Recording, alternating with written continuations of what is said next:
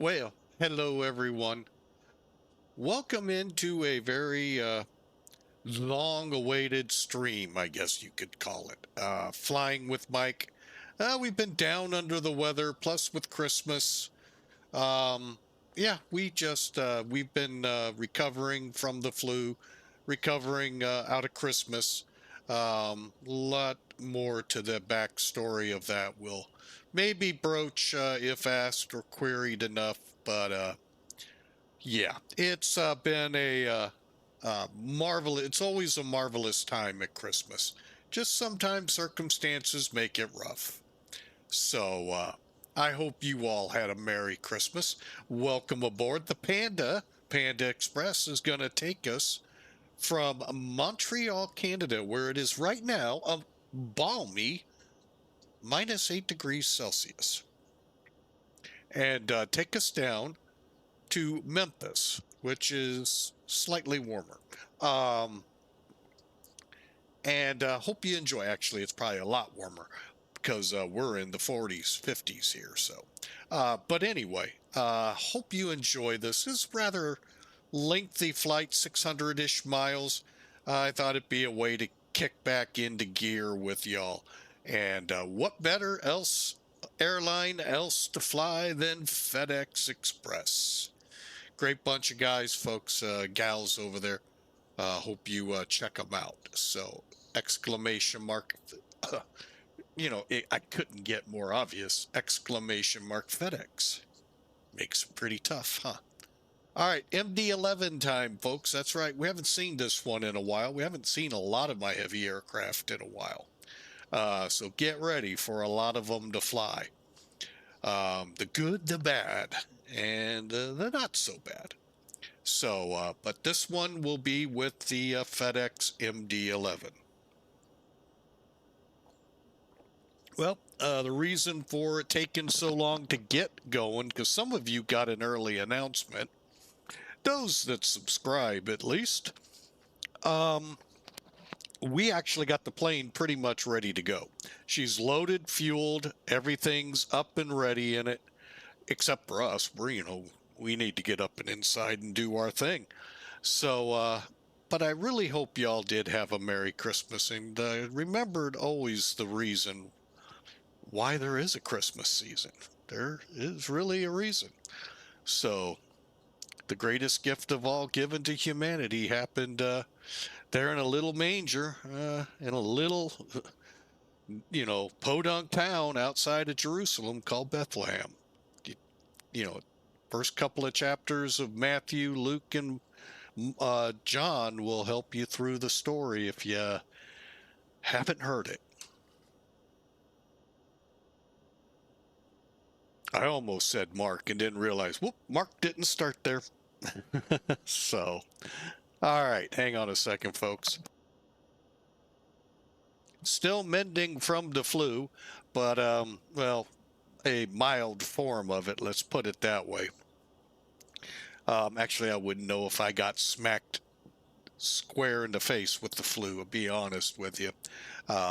It really, the only times I would have called in to work is if I would not be able to sit here and flight sim while I've called in sick. And guess what? Yeah, there was never any time. So this was actually the first times I really couldn't flight sim. I mean, my voice was, I pushed it hard a couple days ago just on VATSIM and Discord, and I was pushed too hard. So I now know that the days are actually out there that would be where I need to call in sick. So, but hey, I'm unemployed, so who do I call in sick to? Let me call my boss. Oh wait, I am my boss right now. All right. So anyway, enough fun.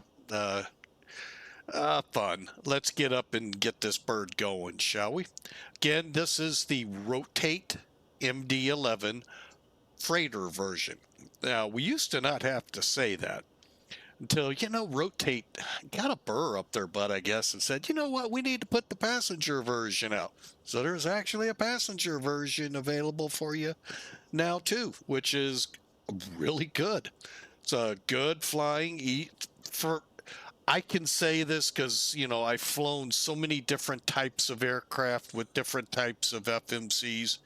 And yes, I have flown INS aircraft with INS, and I'm glad I don't anymore. That's just where we leave it. So I have flown a myriad of different simulations here for flight sims with different navigation packs. The only one that still challenges the what out of me is that G1000 panel. I have so much trouble with that. So, but you know what? They don't put that on the MD-11, so let's go in here and get to work. All right, now this aircraft, folks, is really a lot simpler. Let me back out here a little. Then, that seat. Yeah, it is kind of difficult to fly with the seat in a way. It's not as complicated as one would first look at it. Okay, it looks, oh my gosh, where's that Bugs Bunny cartoon where I got to get the book How to Fly out and do it while I'm in a crash dive? No, it really isn't as hard as it looks. Now, there are challenges with this plane, yes. Both, I think Rotate did for a reason, don't know, never heard, have no clue why, and I don't know if the real plane has that problem or not. I'll call it a problem. I'm trying to find the right word and can't. It's just there, but I can't reach it. But it really isn't as complicated as you think. Those of you especially who fly Airbus. Now, you Boeing guys, yeah, you're going to be challenged with this plane. Because you're all going, well, it should be just like a Boeing. It's a Boeing. What do you mean it's not a Boeing? It's a McDonnell Douglas product. Boeing took over with the buyout. That's right. This was a McDonnell Douglas aircraft. That's why it's got MD on it, not B. So right there is where the first problem has to be jumped, the first hurdle for you. Here's what I'm talking about. When you look up here, Airbus guys, look long and hard. Let me give you a better view. You're starting to see an Airbus panel up here, aren't you? Now, I'm not saying true to form. No, not by any stretch, but there's a lot of similarity. That's right. That's kind of why I call this the Airbus 11.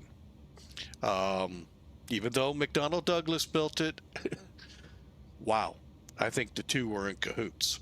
Well, you got to realize also the A300 had been released around the same time as this one. This was McDonnell Douglas's entry into the arena the 747 was doing, trying to give airlines an option to save fuel. Only 3 back there, folks. So there right there is a savings in fuel, one would think. So you've got a lot of Airbus look to it. Okay, now granted, I go higher, not so much. But that is true to form. From the few times I was up in the cockpit when they were on the ground where I worked. Now, the other true to form to Airbus is coming right here, the McDoos. And you're going, no, they are not. Oh yeah, look at them. That's right, folks. They're very similar. Now, there's a couple of buttons here you don't have. I think the A300 has the takeoff approach. Don't quote me on it. Don't have it.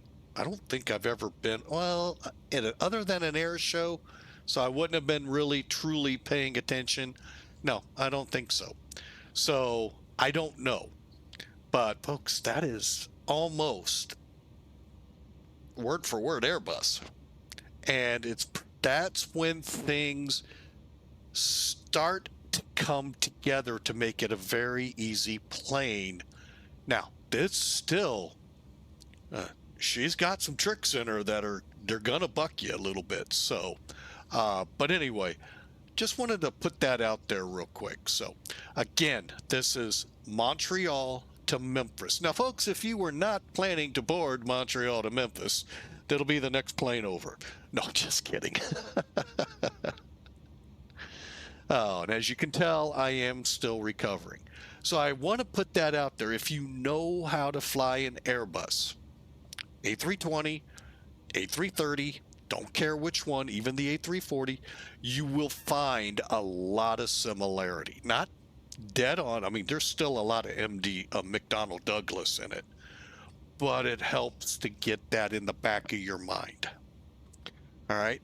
Now, the one thing that I mentioned that I'm not certain Rotate or McDonnell Douglas, the real plane, had, Rotate has put this, well, I don't know if they put it in intentionally or what, but our takeoff CG.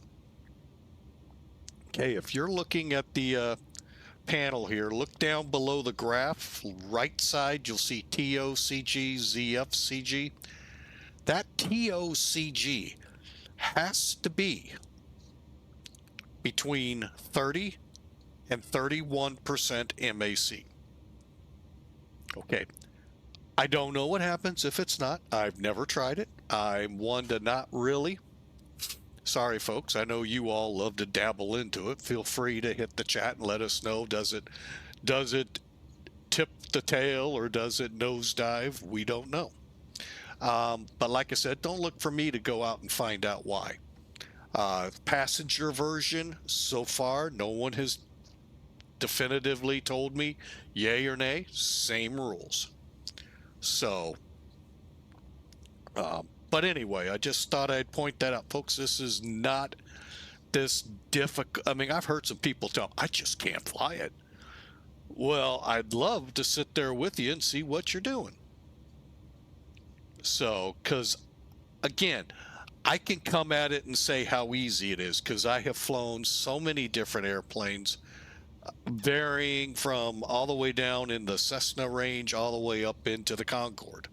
So, and everything, not everything, but a lot of them in between, to include a lot of military aircraft in the flight sim. Let me make sure that gets out there. In the flight sim, I am not a real world pilot above private pilot. I do have a private pilot's license, but it's not current.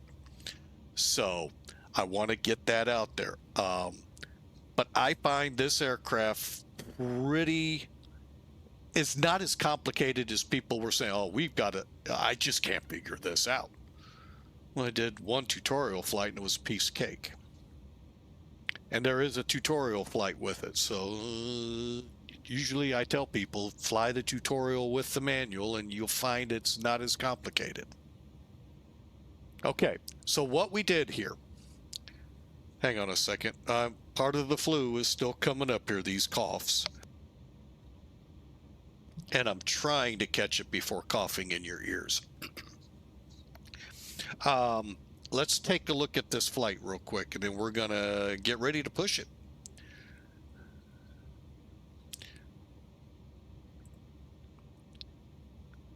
All right. Oh, what'd you do that for there, Willis? What you talking about? I know most of you don't know that great show. But anyway, here we are way up here in the upper right-hand corner. You see me putting my cursor over it. Okay, we're going to go way a little east or a little west to go south. You know, it's the way the flight plan is. You can read it there. And there in the chat room. Pretty simple run. Let's go to the payload. 170,590 pounds of return packages to Memphis. What's going on, folks? We have such a heavy... No. No, seriously. 170,590 pounds. Probably hearing many pilots go, I don't think I've ever seen that much in my. I don't know though. 72,000. I know not out of Mid America, that's for sure. Unless you came in with it. 72,133 pounds in the fuel tanks. And we're going to have 23 visitors aboard. So, all right, again, there's the route. Cost index is going to be a 9.0, and somehow I forgot to do all of it. Well, we're going to do that right now. And 34,000 is where we're headed. I know I forgot a step. Yep, I just realized it right there. Weather, cold. Wind out of 150 at 3. Thankfully, not blowing hard. 8 miles visibility. Overcast 1,800 feet, which would usually mean de-ice. But I don't think we have that capability on this plane, so we'll run with wing and anti-ice on. -8 Celsius. Down in the Memphis area, a tad bit cold, a little warmer, 60 degrees. Actually, in the Celsius world, 16. Winds are 208. So right now it seems like south operations will be what the plan is 18 center, and 10 miles of visibility, a broken layer at 3,000 to deal with. We'll see how that transpires over the flight. So really, we're all up and ready to go. We're just waiting to get on to VATSIM. Let me get one thing fixed in that page. Yeah, I forgot the whole bottom page here. Hang on. Let's see. We said, let's hang on. Let's do my job properly.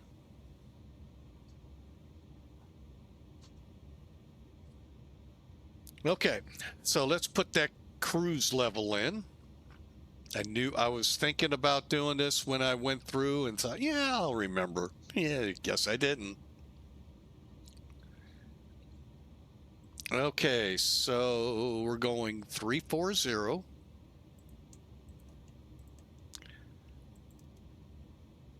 Temperature. I'm going to leave the temperature as is.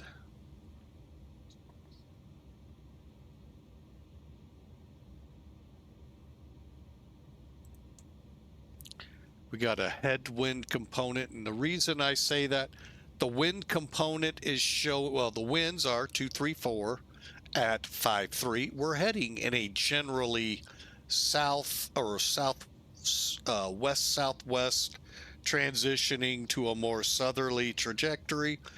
So that puts the winds square in our face. So that's why we go headwind. Headwind HD 55. All right, cost index 90. I don't think we'll have to adjust the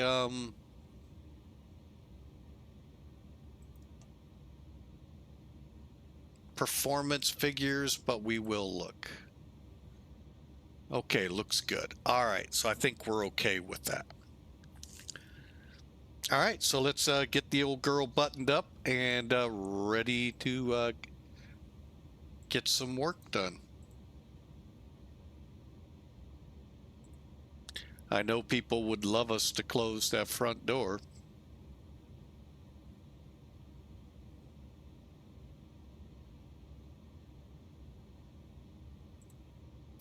Okay, like all aircraft, I tell you, before you pull the ground power, make sure your APU is on and available.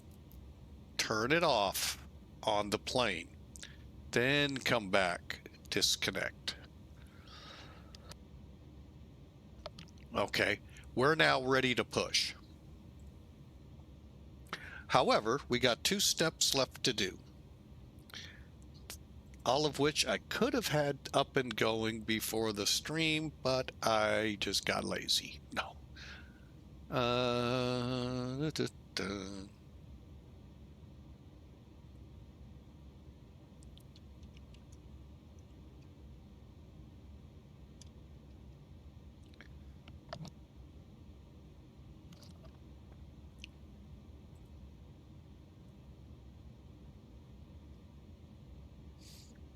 Okay, that looks good. And downlink.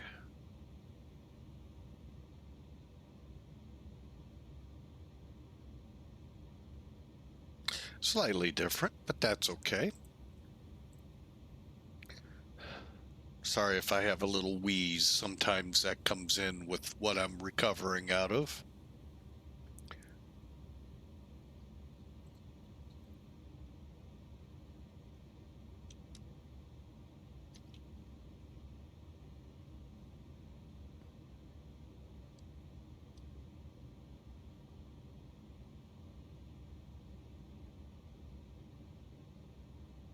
All right, we are online, as you can tell, and that means we first have to get our CTAF. I do not believe we have ATC in our region. Nope. Okay. So let me get CTAF because that has now come into VATCAN. 119. Whoop.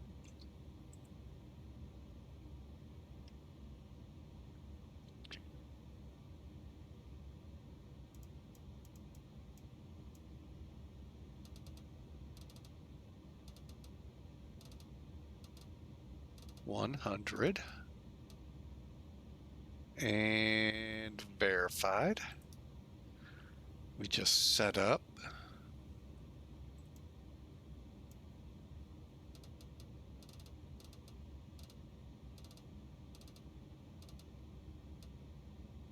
Okay, and then over here.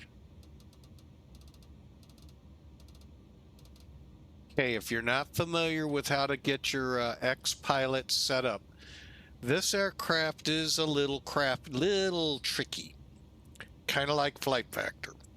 I'll show it real quick. Not going to dwell on it. All right, the way you see X-Pilot as it just came in, that's how it should look. Albeit, when you come in, the microphone will not say mic right here, but your TX for right where 119.1 is, it will. Okay, so I click mic just to be safe. Click both of your speakers so they light up and turn them up.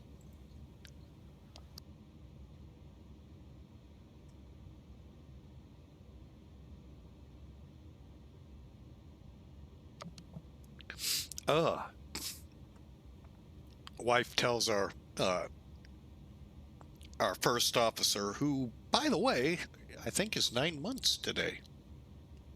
No, couple days.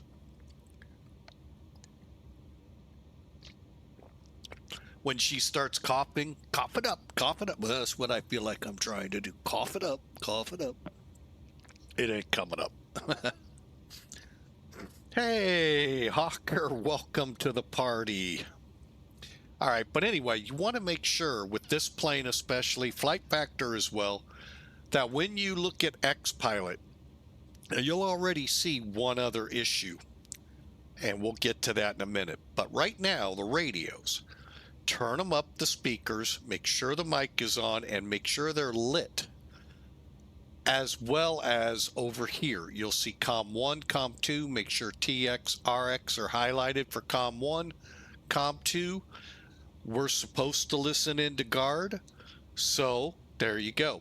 It's now receiving. But if you don't turn them up, you can't hear them.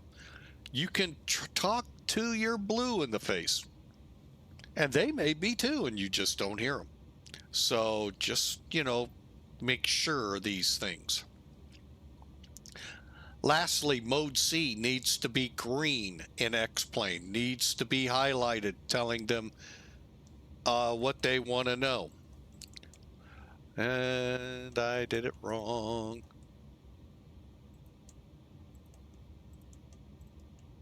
Okay, so once you get 2000 in there, I go to Xponder and just sit on it, and that'll turn it green. Now, technically, you could fly with it here. they will not know the difference. But really, aside from the information it gives to the controller, once your mode C is green and good, they got all the information they need. Problem is, you're not receiving the information you can gain with it being in Terra or TA. Terra is where we want to be. That's TCAS. That is collision alerts. That's how, when they say aircraft within 1 mile, you can see it on your display and hopefully in the middle of your screen if it's right in front of you. So anyway, just wanted to go over that real quick. And I will not keep it up. There we go. And finally, let's put the overlay in place. And that one too. And let's get ready to rumble out of here. It's getting dark. I was going to try and chase, well, we will be chasing the Terminator. All right, everything's buttoned up, ready to go. APU up and going. FMC is actually programmed completely now.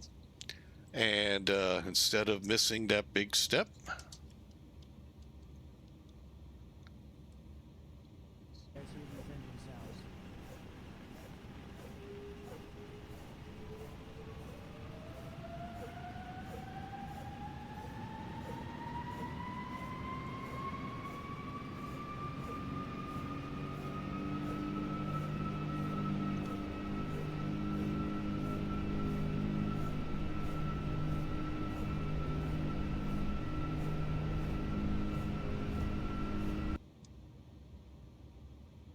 all right, give a shout out.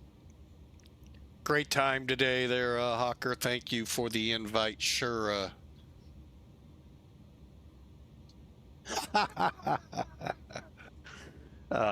Sorry, folks. My voice is still kind of precarious, so hopefully it'll make the 600-mile flight. It can't be seen in an Airbus. You never know. We may convert you yet. Never. All right, here we go, folks. We're on 19.1. We're backed up channel. Set up for Unicom. 2000 radars off. Okay, all set to go down here. Okay, thrust levers are working. Gears down. All right, let's do it. Better push back. In the winter time, I do get a little nervous with this. Run to cockpit. Please show me where you want to go. Memphis.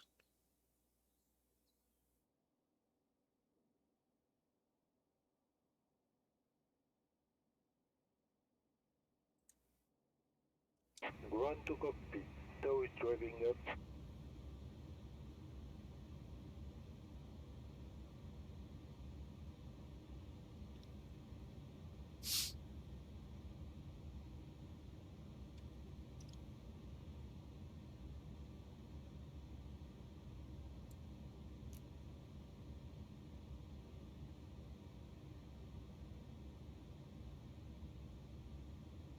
Okay.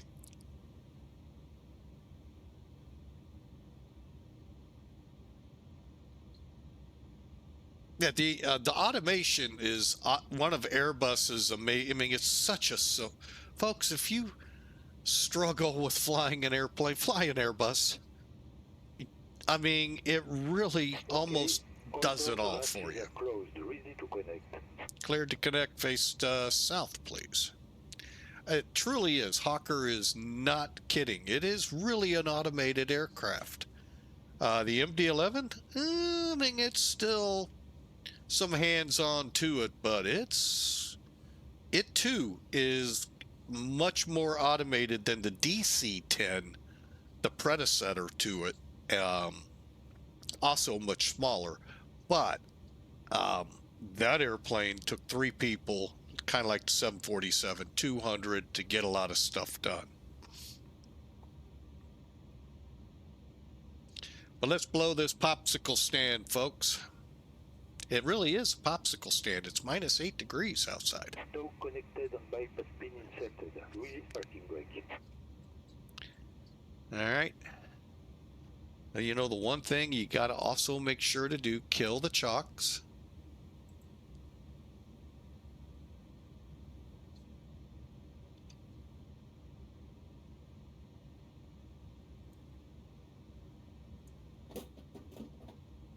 Starting pushback and you may start engines.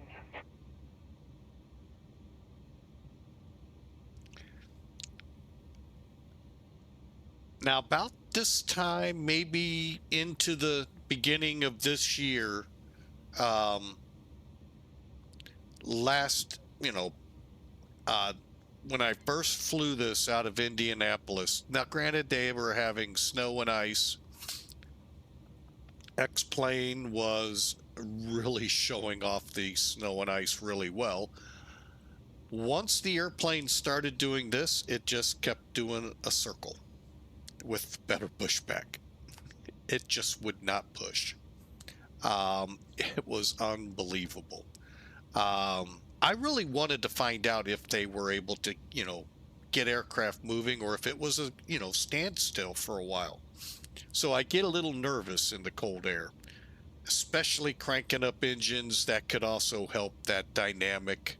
That's a lot of power, even at idle in these engines, folks. So I wait till we're stopped, especially in the winter, then start my engines. Yeah, I know you guys waiting on me are going, that's not fair to us. Well, it might happen to you one day.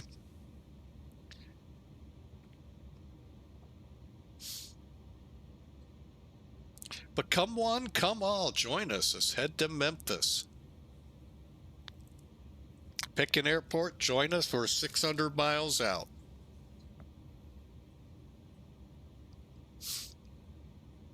Or if you want to just wait, we'll be there shortly.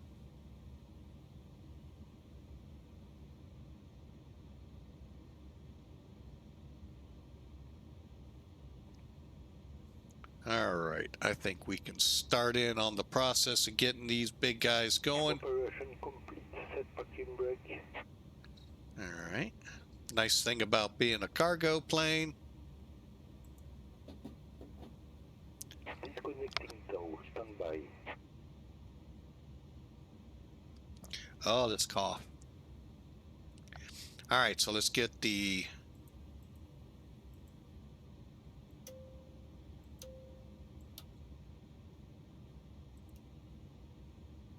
All right. Beacons, emergency lights, power switch set, pushback. All right, we're off. Transponder engines, let's go. Transponders, exponder. Let's pick,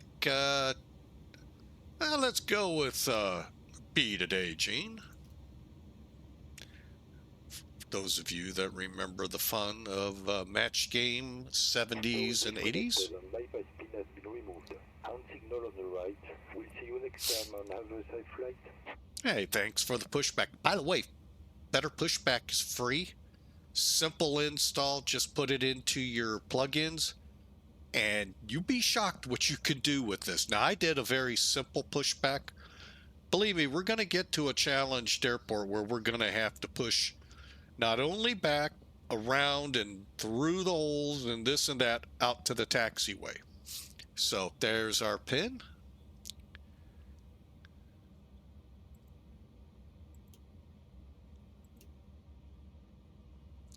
All right, so here we go. We've pushed in B.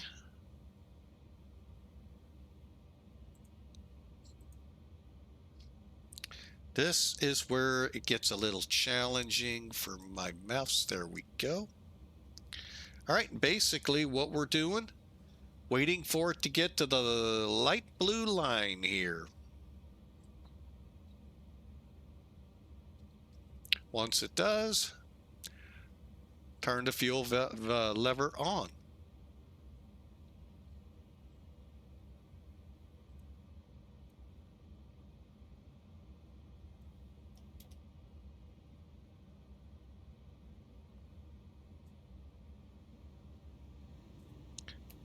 Now, there is one advantage to the way McDonnell Douglas set this up. With most Boeing aircraft, you got to go way up here, turn the starter valve to ground, come way back down here. Now, granted, the pilots are just moving their heads. I get it. Okay, I'm exaggerating a little. We in the sim have a hat switch to move, unless you're one of those with that thing on your hat that you can move your cockpit around. Make everybody sick when they watch you.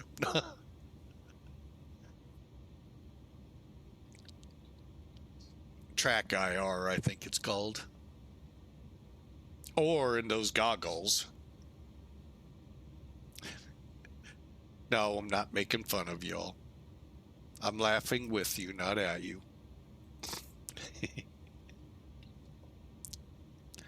All right, so we got number 3 going. Number 1's next. Here it comes, waiting for that blue line.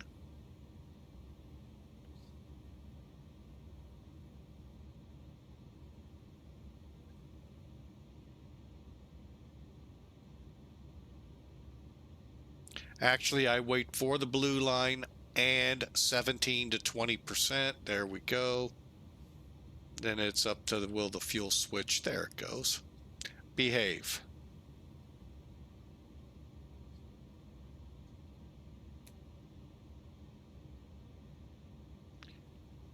I haven't figured out if it's a mouse issue I have or something's changed in the sim where my mouse isn't clicking where it's supposed to.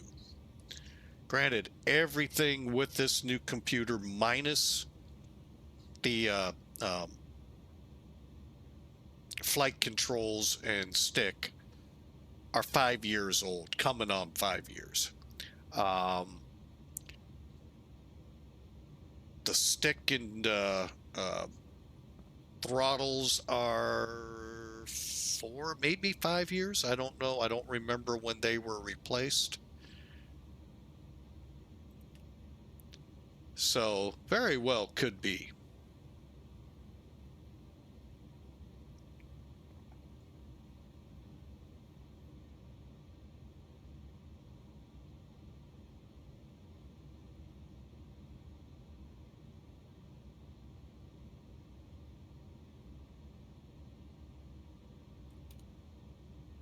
And the final engine is cranking up, number 2.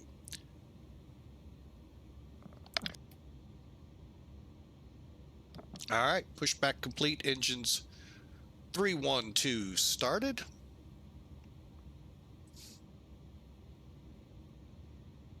We're getting ready to do the after start before takeoff or before taxi checks.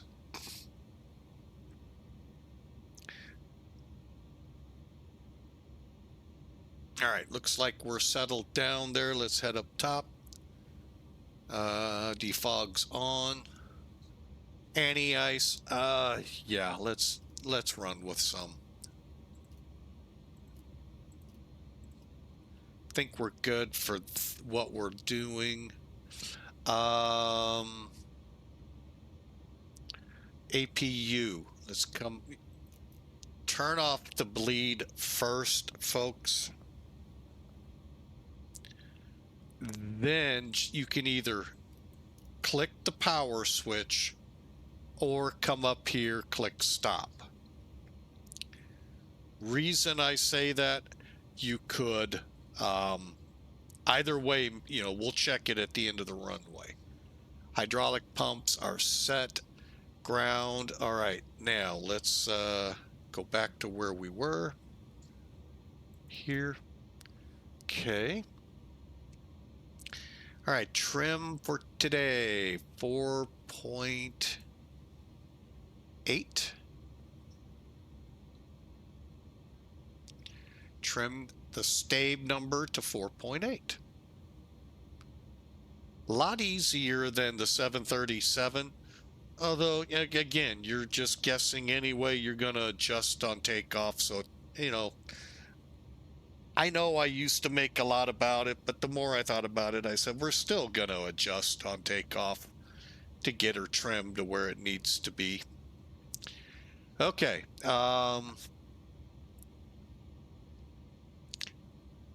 State trim set. Okay, let's flight controls.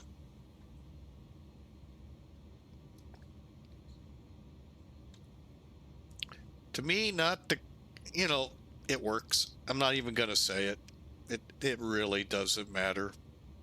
As long as you, have something telling you they're, deploying.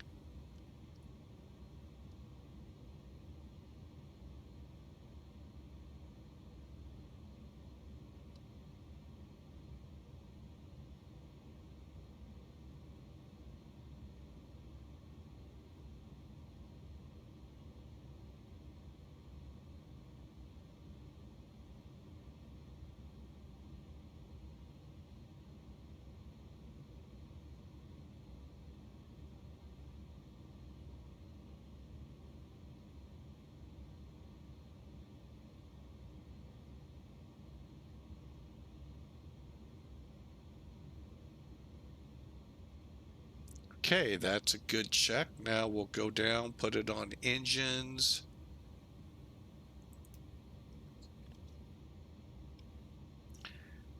And what are we set up for? Okay, confirm data. Okay, real quick, there's our data. So V1 is 148, 161 rotate, 167 is our engine out climb speed. Everything looks good. We'll be setting 15% here in a minute on the flaps. And matter of fact, that's where we're at. All right, let's get to my fun gauge. Dial a flap. Okay, McDonnell Douglas, I don't get why you call it this, other than the fact I get to have fun with it, and I'm sure a million other people do. It sounds like we're going to call 1-800-DIAL-A-FLAP to get our flap settings. That's right, 1-800-DIAL-A-FLAP.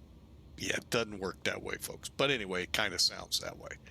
But anyway, the way the system works, dispatch is going to dispatch you a flap setting, and then you dial the flap setting in over here.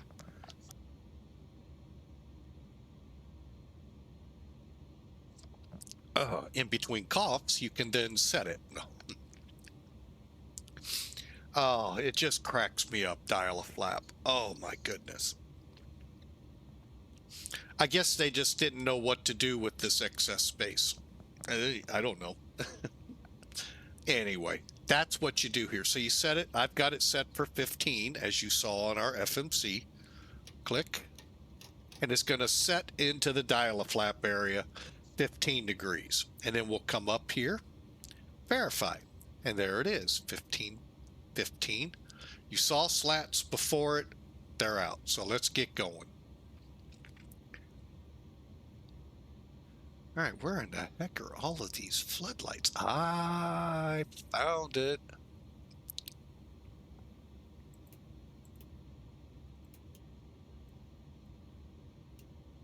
Here we go. Mirabel traffic, FedEx 811 Heavy, taxiing from FedEx to runway 11.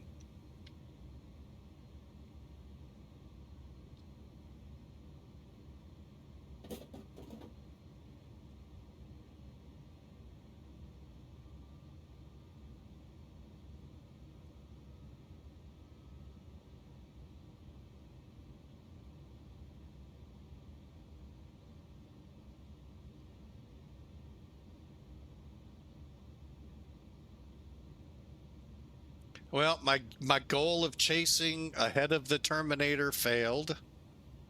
The Terminator of day and night. It's already well over Montreal, and I don't think we'll get ahead of it. Oh well. I'm not a big fan of on-stream flying at night. I know a lot of you are. I like when I, can pan out and let y'all see the airplane, see the scenery. But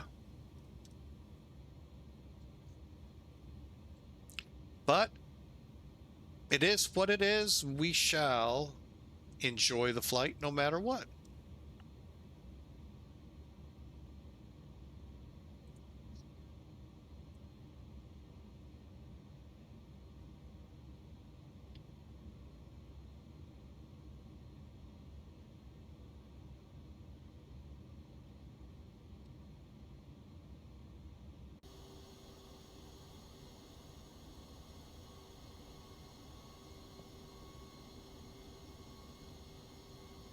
Oh, I'm glad I looked at my chart because I'm like, ooh, a shortcut. Yeah, it was. Wrong shortcut. Oh, they actually do have the closed taxiway.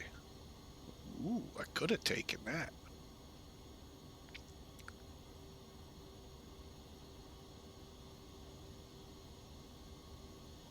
But like I said in the beginning, the Panda is headed back to Memphis.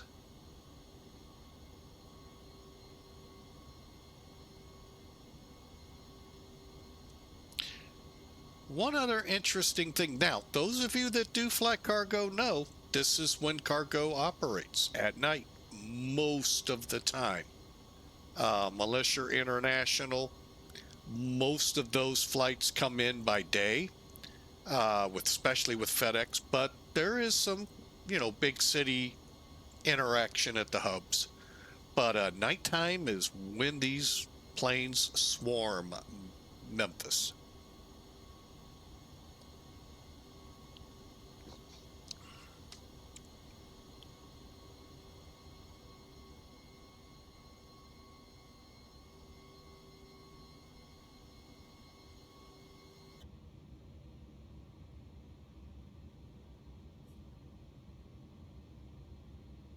All right.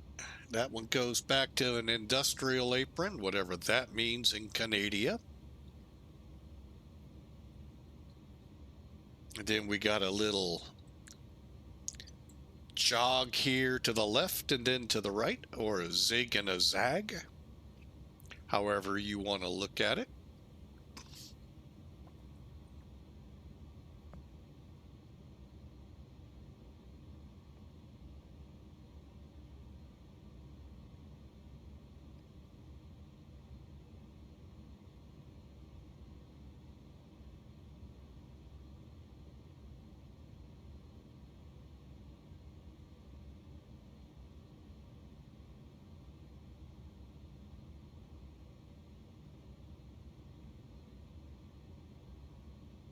All right, here's the zig and the zag. I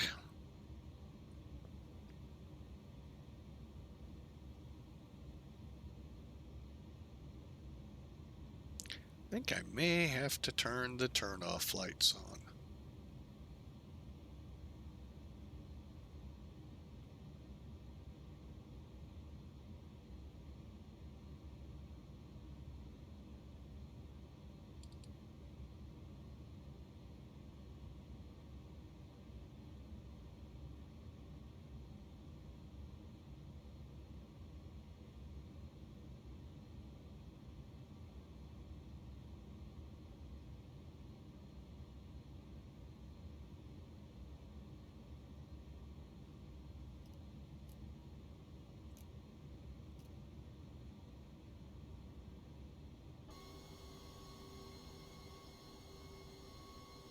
Yeah, they didn't seem to help much, so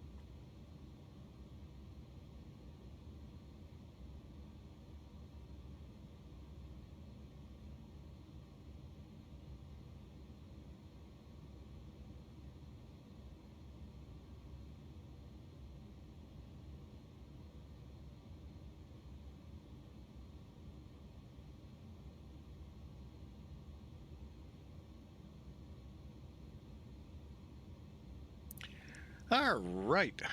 We are number one for takeoff, folks. They call me number one for a lot of things and prove it to me in their salutes.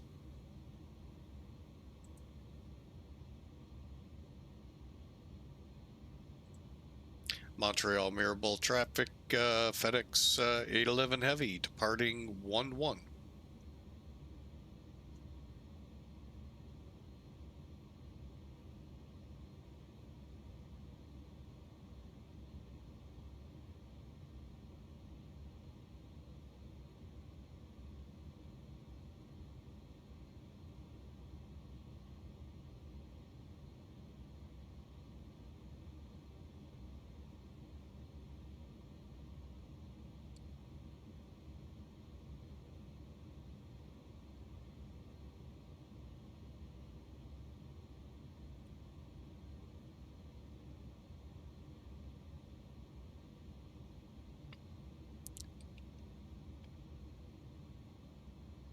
All right, final checks. Get this on TCAT. Oh, come back here.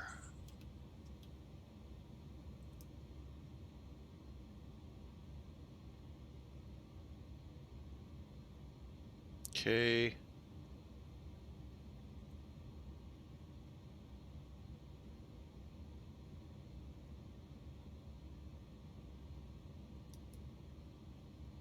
Here we go.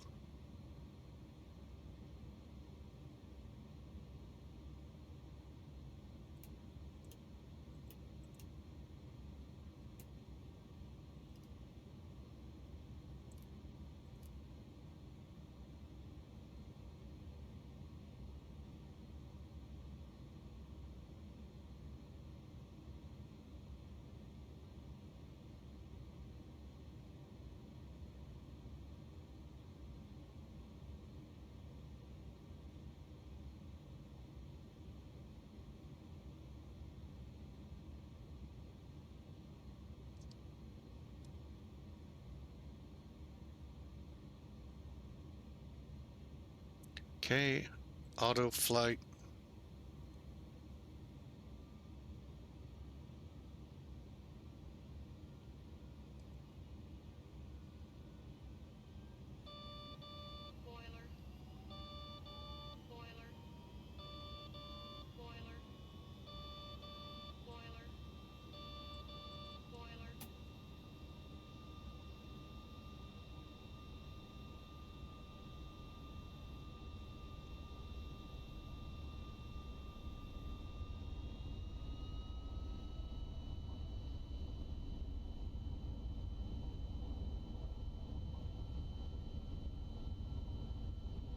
Coming on V1. Rotate.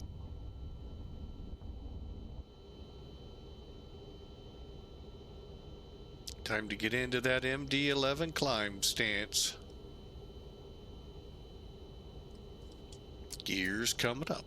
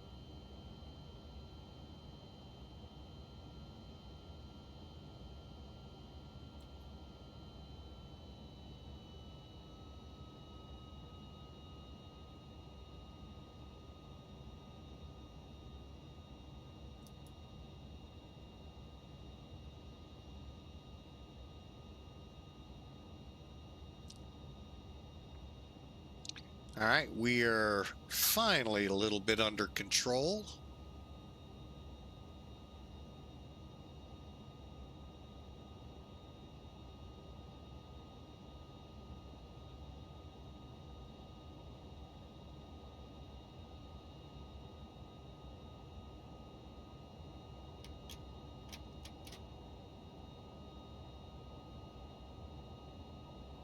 I was trying to figure out why are the lights being weird. I forgot we're in clouds.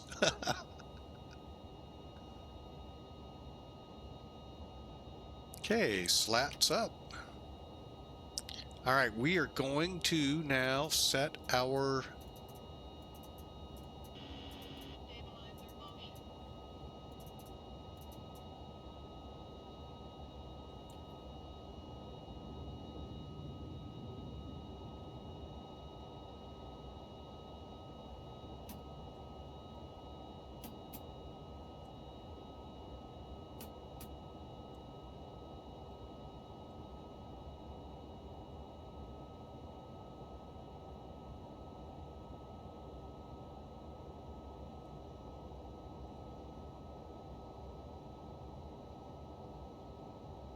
Okay, bear with me a second. We're going direct.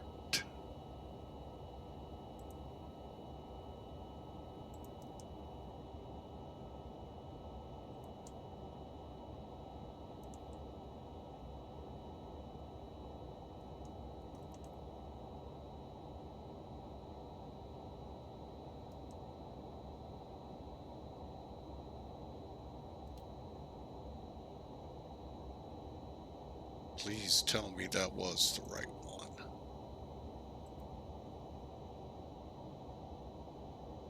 Oh, geez, where did I send this to?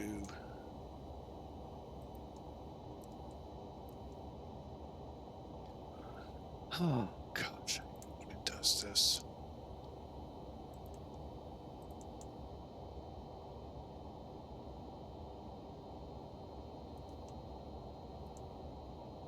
Yep, I just dumped my flight plan. Oh, great. Okay, we need...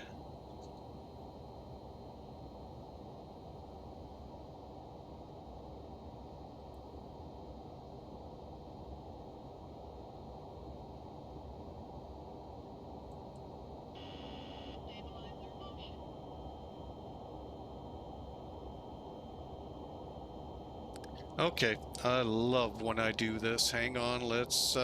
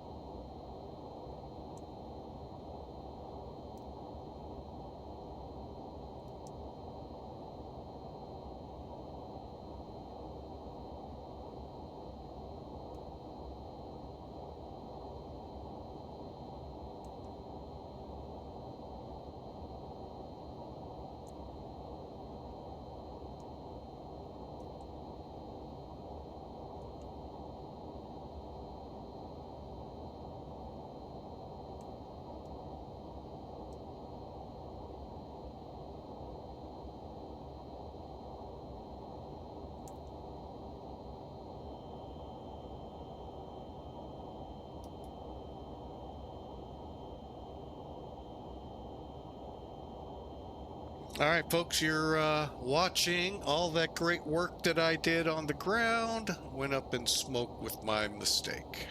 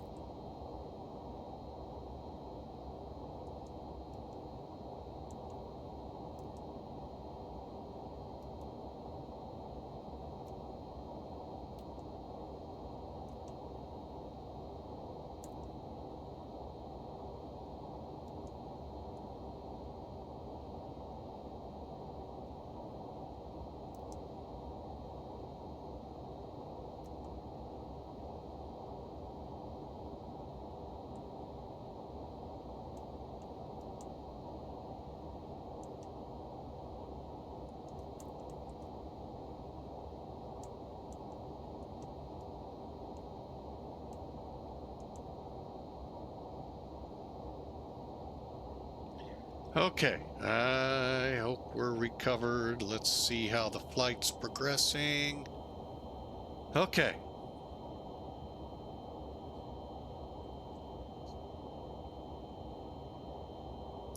Yeah, that's what I get. I don't know what happened with that direct, but I selected the wrong one.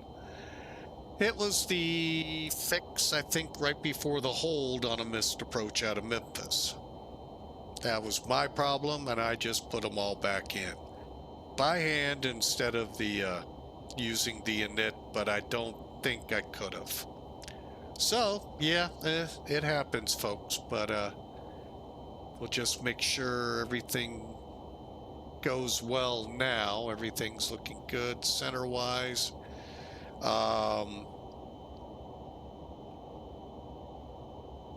We're gonna leave this discontinuity in here for now. I'm wondering if I ought to close it. What it is when we come off the Bluz 5 at Bluz, we make a turn to the right to go to C open. And then it's where ATC could direct us to however they want to fly. So we'll leave that discontinuity there. Right now, Memphis, last I checked, was not up. We'll find out. And we're coming into altitude.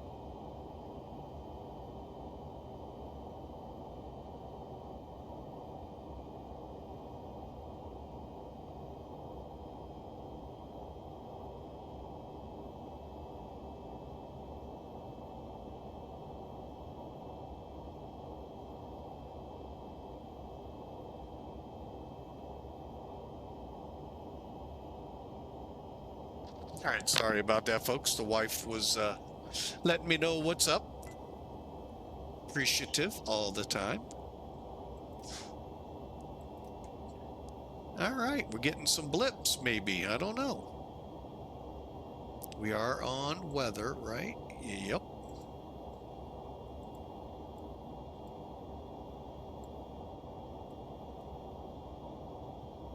Terrain.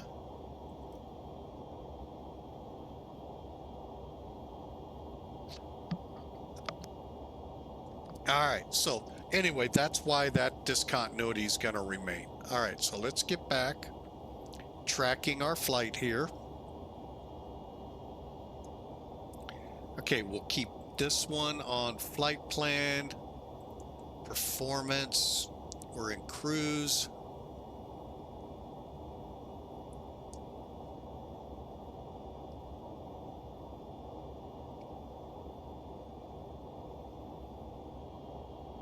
All right. Yeah, we're not going to be able to catch up to the sun, folks. Sorry.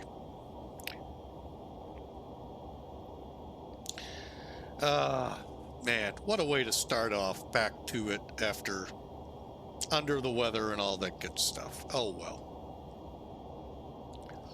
Hey, we're still in the air. The plane is still on course, and nothing seriously tragic happened. We're on our way to Memphis. Next time I'll tell the first officer keep their paws off the no.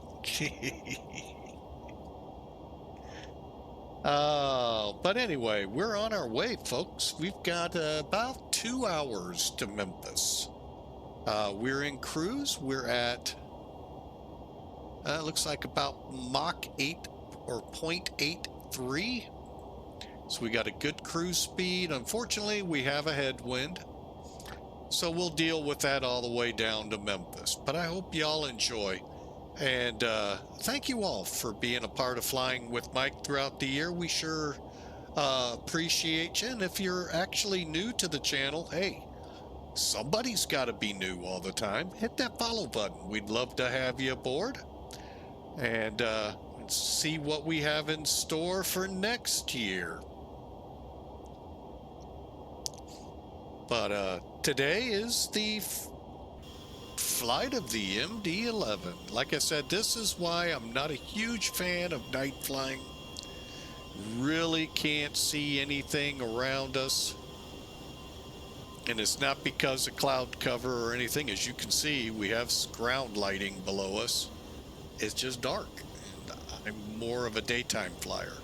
Let you all see the aircraft in flight. So I know some of you like this, and I don't know why. You're weirdos. No, we're all weirdos. And okay, hang on. Where's this floodlight at?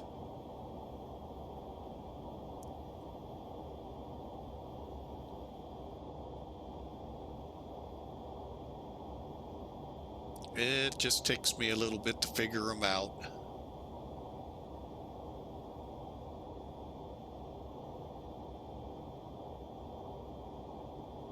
See?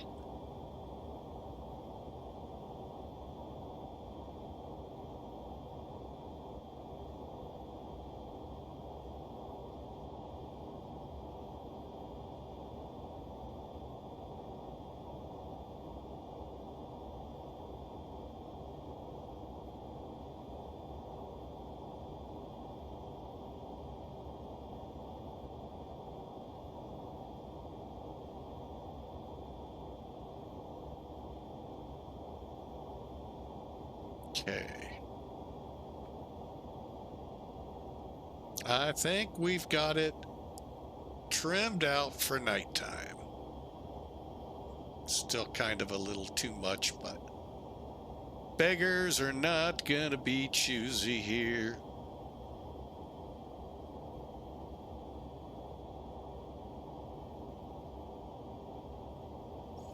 There you go, folks. Coming just past Ottawa, Canada, headed for eventually Flint, Michigan. That's where we then make the south turn towards Pocket City and the approach for Memphis. If you're not familiar with Pocket City, you may not be familiar with the town it's associated to. In Hoosierville, that would be Indiana. It is Evansville. So, hang on a second, folks.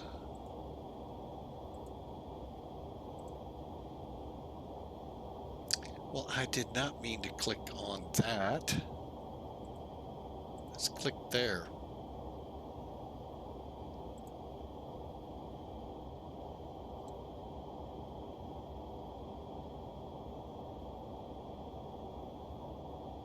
All right, well, Hawker, be safe. Thanks for the critique. We sure appreciate it. And hey, we'll be up for another hour and 45 minutes. So actually 2 hours. So if you get time, check us out.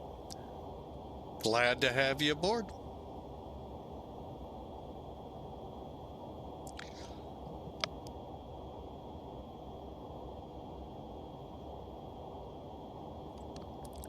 All right, folks, I am going to let the music take it from here, save my voice a little. As we here at the Flying with Mike household attempt Christmas tomorrow. So I'd like to have a little bit of a voice. If for anything to stay off, be able to go, oh, there, Miss, grandkids in check. Appreciate it. Appreciate the lurk there, Hawker. All right. So yeah, we're going to let the music take over. Now, the Christmas music we were running actually ran into a snag. YouTube flagged one of the songs, and it says it's non-copyright. It's not copyright material, and they flagged it. So, unfortunately, that means we won't be playing it anymore. So, it was some pretty good. I kind of liked the music they had. Well, we'll go back to the tried and true and hope y'all enjoy.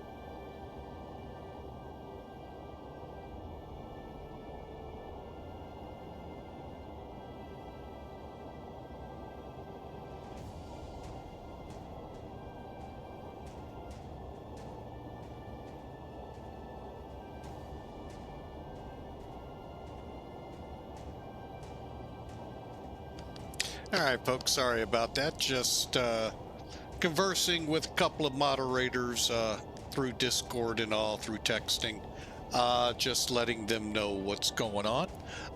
We are, as mentioned, an hour and 50 minutes or so away. That's 1 hour 50 minutes. Sometimes my 15 doesn't come out, and that's why I repeat sometimes. I really hope you all enjoy. Hope you've all had a great Christmas, and looking forward to the new year and celebrations thereof coming up next week. We're going to keep the stream definitely for the next couple of days in a, as we can mode. Tomorrow is pretty much guaranteed, without a doubt, not gonna see a stream. We have, like I said, our Christmas celebration going on tomorrow. It's been one of those kind of weeks where, well, we haven't had Christmas yet here in the Flying with Mike household. So we hope tomorrow we get to, well, we will, at least with my wife's extended side of the house. They're going to be here. We're hoping all our kids are able to make it, grandkids and her family as well. So it's just been, a roller coaster. Christmas can do that, folks. It's -8 degrees back in Montreal, so it's cold. And temperatures have been fluctuating left and right. You never know what, comes next. And I can tell you this much, the guessers here for the weather, they're saying New Year's Eve into New Year's, the temp begins to drop with the ball on top of New York City. And with the temps dropping, you know what that means. So thankfully, as a kid, I was, oh gosh, I don't know which grade in high school. We were living here. I lived in a town just east of the Air Force Base, O'Fallon. And we had a monster of an ice storm hit New Year's Eve. Oh my gosh, was that thing unbelievable. And I think I had just learned to drive too.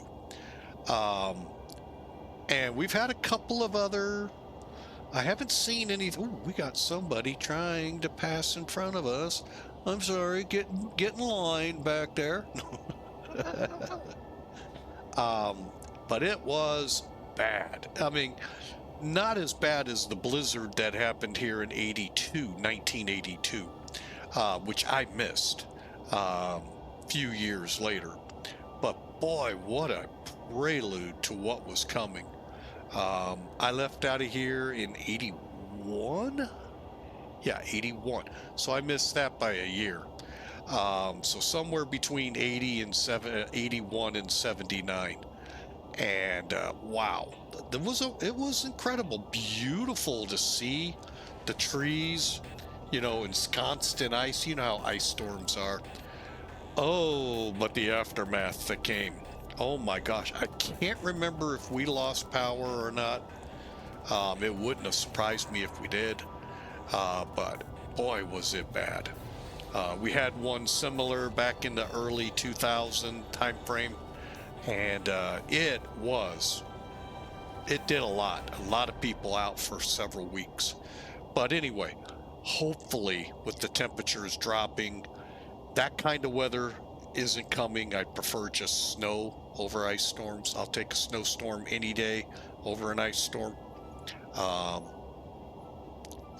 So, especially now that I don't have to do anything. But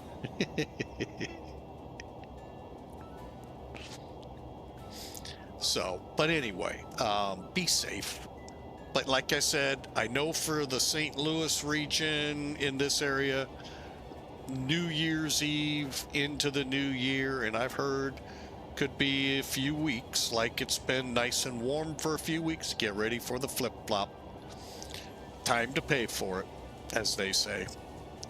And we're going to get back into the wintry temperatures we should be at. So enjoy, folks. We got an hour and 45 minutes to go. Passing over some kind, I'm not sure what we're trying to see on radar here, but we've got all the de-ice on. We're gonna play it safe because we don't have the de-ice capabilities in this simulation like Tolus has, like Zebo has, even though I don't think it goes against ice.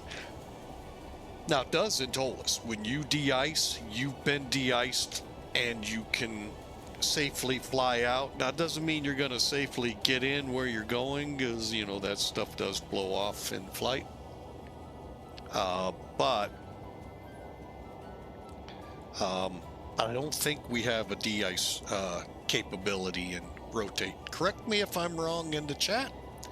Love to learn. So I'm gonna just kind of kick back. Like I said, I'm gonna relax the voice because tomorrow could be quite a bit and quite taxing on it. So enjoy, folks. I wish I could show better shots outside the plane. Oh my, that really stinks. How do I get rid of that?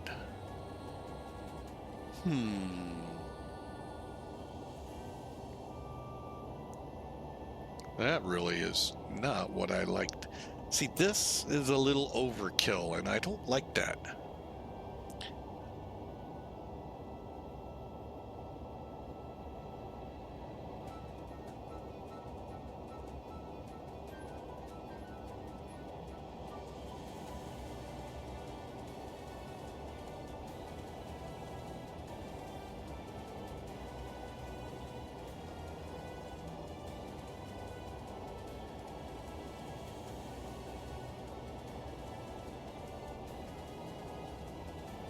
There's no need. Why is... I'm not even going to go there. If you all know how to get rid of that here in the rotate, let me know, because I really hate that.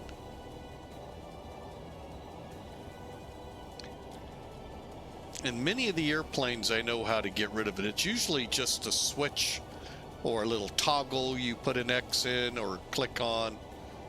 I am not finding it here.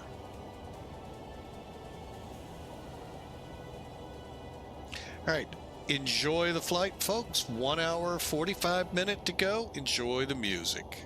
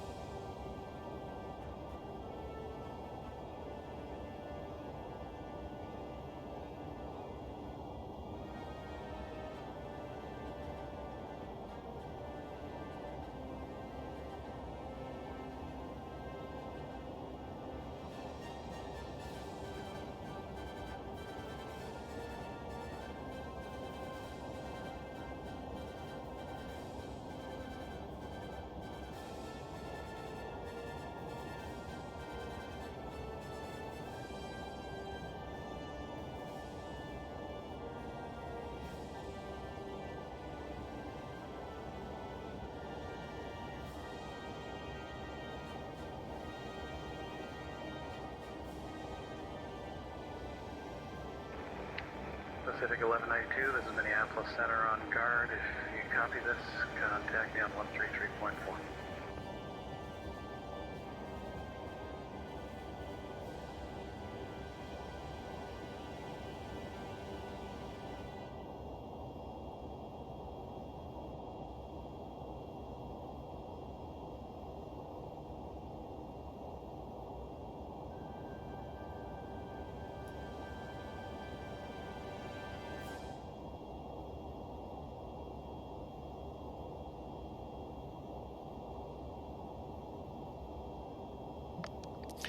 All right, I just kind of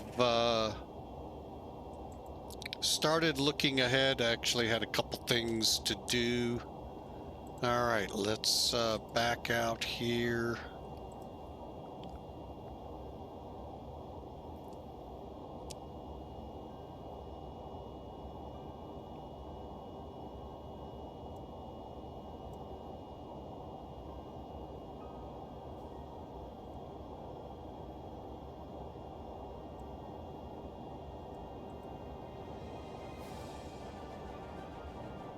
Oh, we are gonna drift through O'Hare a little bit.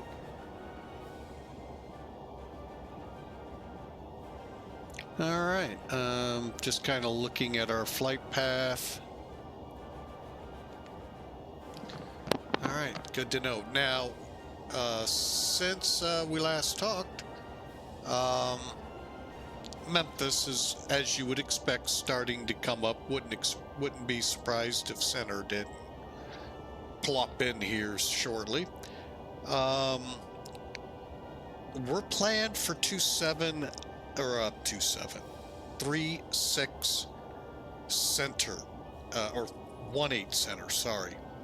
And that has changed. This might be easier to read. Simultaneous 18.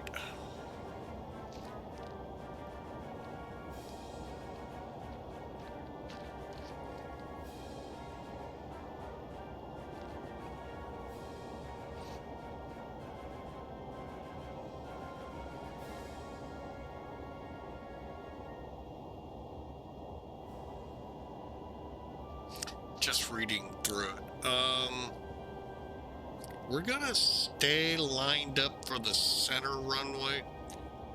Either way, it's gonna be whatever Laurie is for the left. I think that's the one I'm gonna want, but we're still a good hour and a half out. Things could change there again, where the center is the landing runway. Doubtful, but you never know.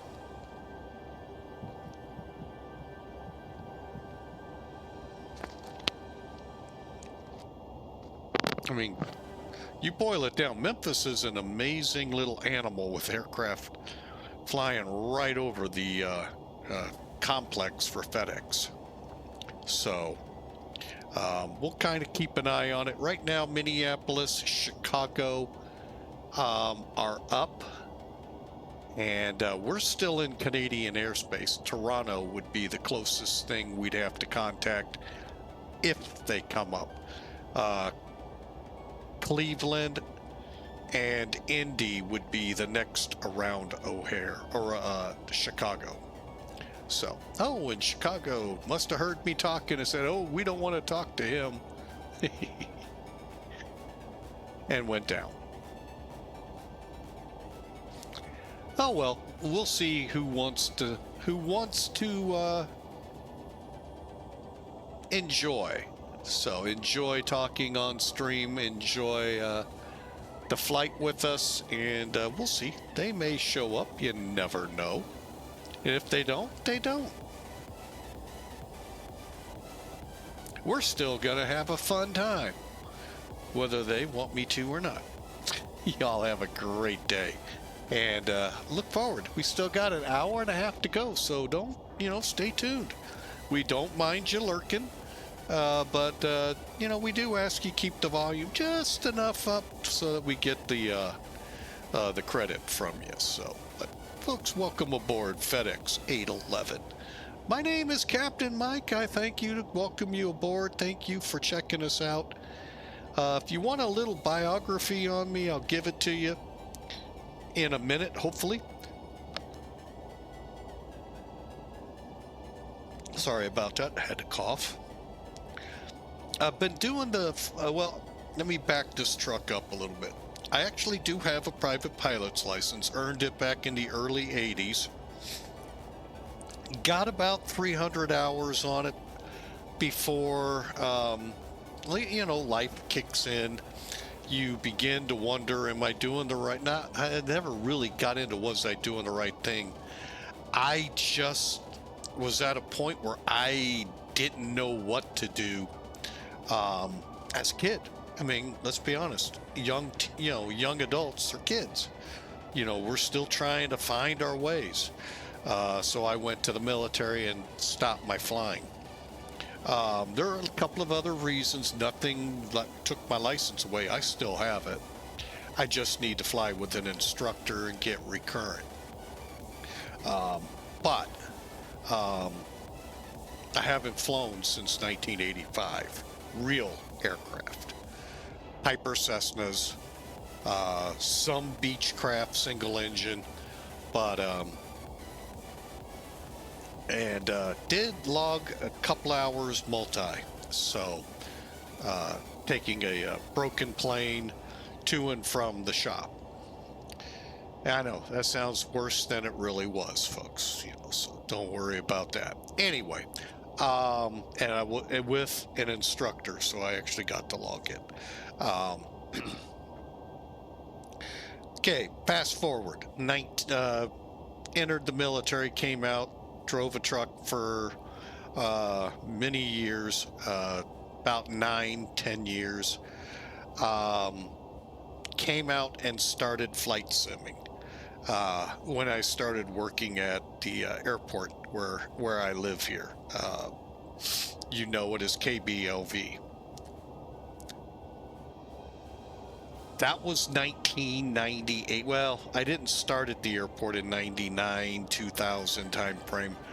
It was 2001, but I had begun to re-enter, at least found a way back into flying with the flight sim, and went through it the whole time.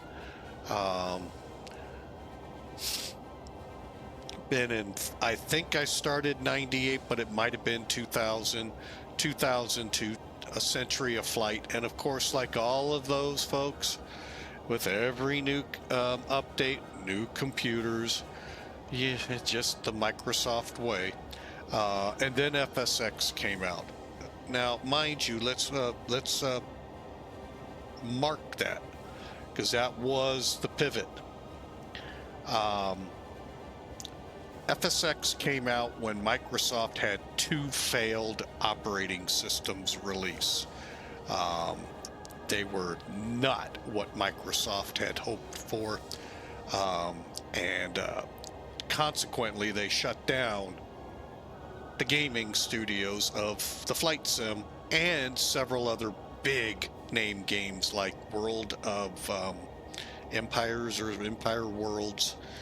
That was another big one they nailed. And that kind of rubbed me wrong, that because those people couldn't do their jobs, we're going to go ahead and can the ones making them a lot of money.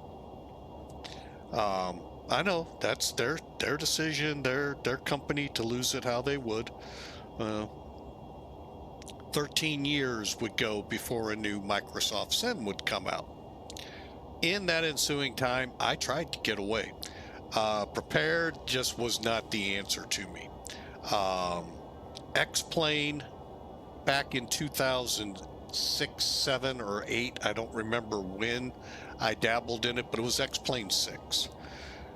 I didn't like. So that really left me with, well, I guess we'll fly FSX. And it wasn't all that great back then. It's because I had to buy another computer, or 2 in this case.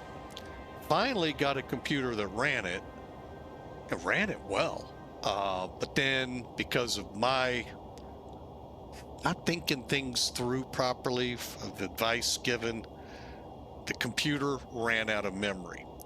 because who knows, to the point where it wouldn't start. So with the new computer and a lot of badgering by Hawker 125 we had on here earlier, I decided to give X-Plane a try again. And what I'd seen of the new version that Microsoft put on the market after 13 years, I wasn't liking it at all. And there's a lot of people not liking it. Kind of like what just happened not too long ago. And when I brought X-Plane 11 with the computer and all of this, I was thoroughly amazed at how much Austin and Laminar and his team at Laminar did what they, I mean, it was beyond, it was a much better simulator. I still have troubles. I don't know if it's my hardware. I don't know, you know, what's going on there. But overall, whether you like it or not, that you can't see your house or not here, hands down, better flight physics than I've ever seen. Didn't even know you could do in a home computer-based flight sim. Now, if I was to walk into United or American Airlines and step into one of theirs, oh, I'd expect flight dynamics pretty realistic.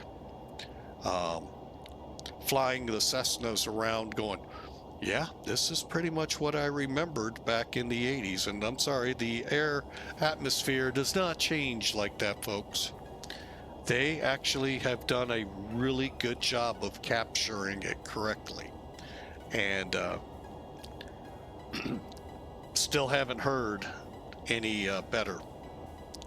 So that's my story. Yeah, in a minute or two or three or four or five. So yeah, and then when X-Plane 12 came out, I stuck with it. Been streaming at 2020 as well, in the year 2020, so about 5 years now. And fun time, folks. Challenges, many. We all have them with streaming. Still trying to, tweak some things out to help make things look better for you all and for myself as well. So I'm glad you all came aboard and listened to my boring speech. And but I hope it gives you a little insight of who's behind here. I try to fly these like a real pilot. Now, to a point. I'm not prone to go around when probably should, for several reasons. Usually I'm pressed for time, but it's a flight sim. That's where I kind of draw lines of how realistic I am with it. I try to follow checklists as best I can find for them, mainly because I fly too many different types of aircraft. I need help remembering, oh yeah, I got to turn this, do that, check this. It helps, believe me, when you fly. One day, an MD-11, the next day might be a Cessna 208 Caravan, might pull out the Zibo 737. Each one of these, I mean, we've already had a prop thrown in there, so there's different checks for a prop than there would be. So we try. Do we succeed? No. Am I a real airline pilot? No. Wished I was. That's what my goal was when I was flying. Well, originally it was to fly F-15s.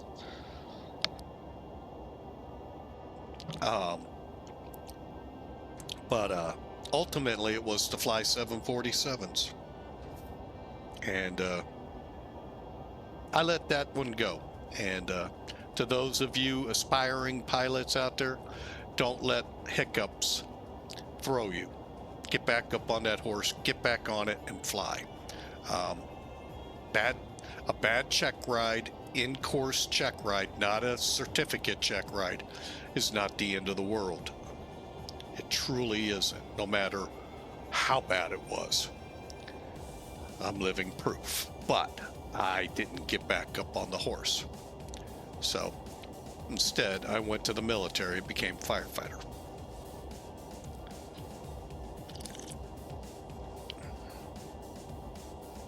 But to you all, if you truly want it, stick it out.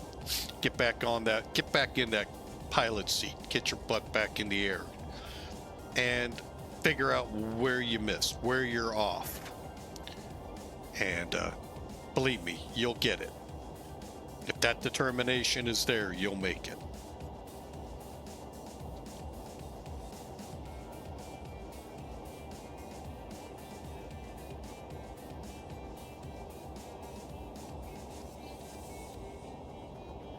Unless you like playing the role I do, the woulda, coulda, wish it, coulda, woulda kind of thing. But, you know, my life has turned out so great, even though that door closed hard on me with that check ride. Really did.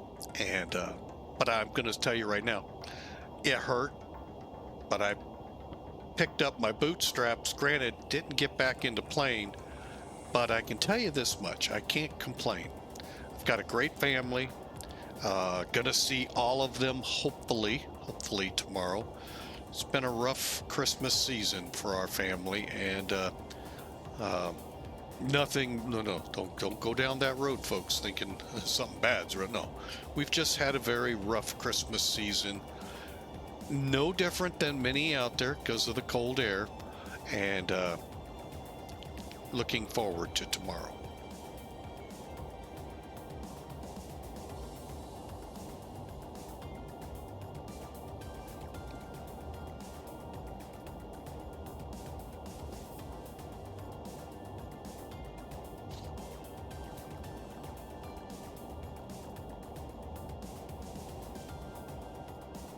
All right, Flint, Michigan, in the sights. About, well, I tell you, but sorry, don't have to kill you for that one. I think we're about 40 miles out from it.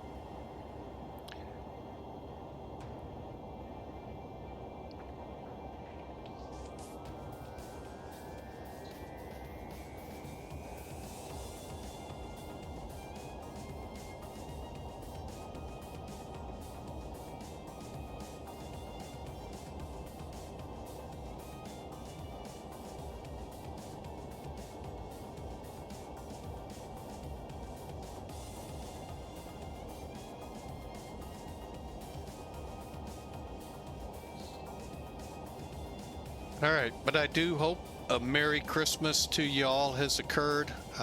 You know, even though our Christmas got all botched up, compliments of sicknesses and flus and all of that lovely stuff this time of the year. Tomorrow, God will bless a great day. And we're looking at tomorrow as Christmas Day, even though it is the 28th, I think it is. Yep. So,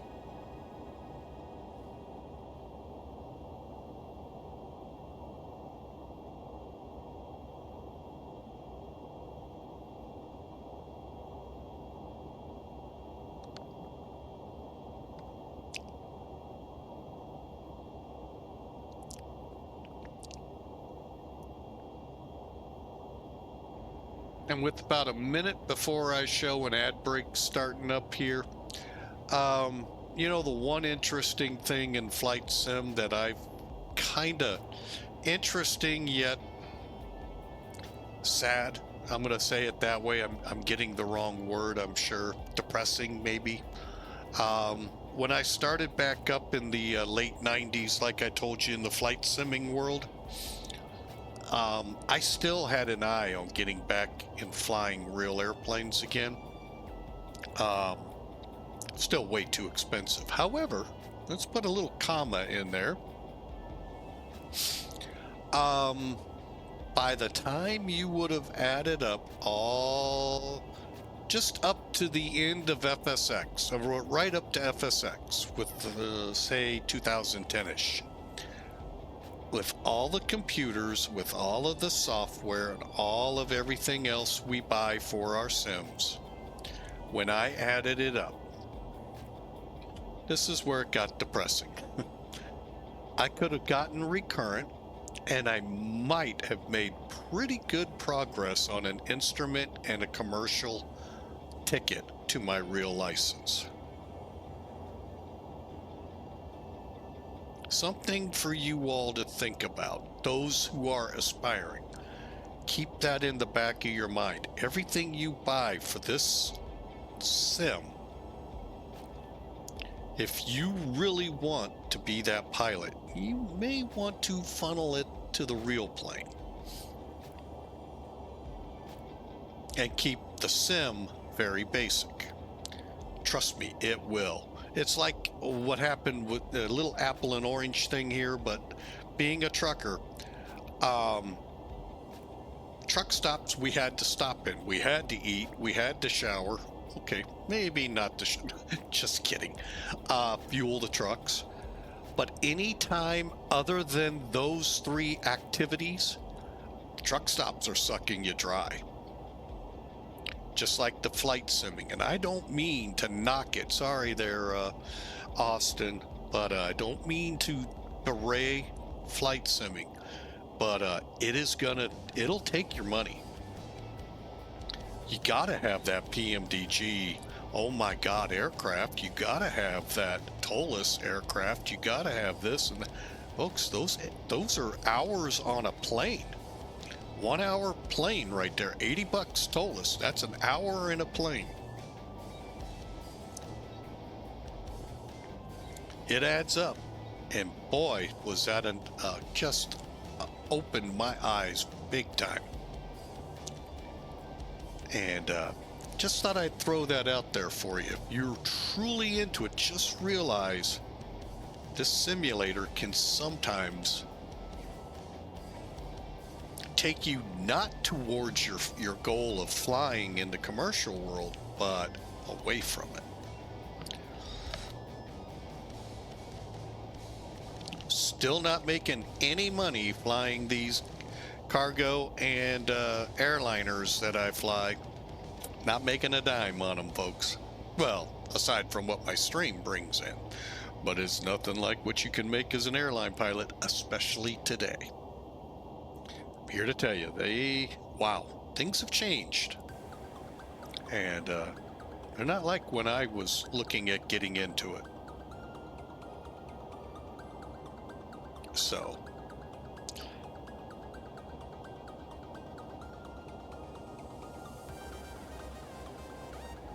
starting salaries when I was getting into it back in the 80s was abysmal.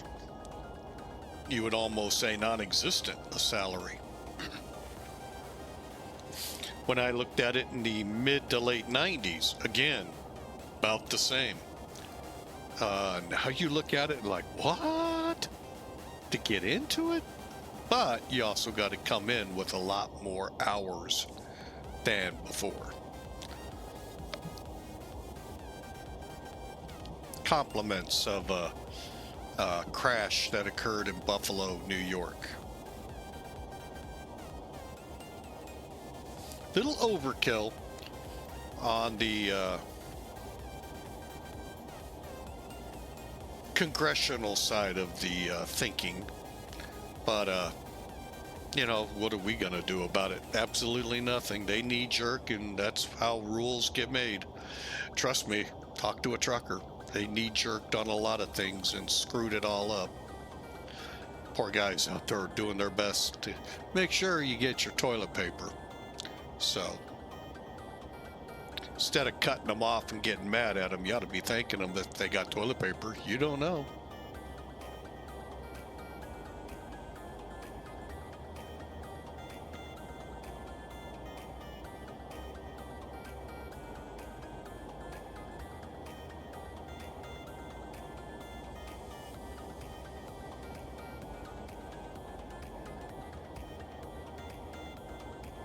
So it was really an eye opener to hear and see what the pilots start at today. Not talking to guys that got years in flying or just going from one airline to another airline. I'm talking brand new pilots coming out of schools, getting hired into the regionals or wherever they start off at in the world of the airlines. It'll take you back.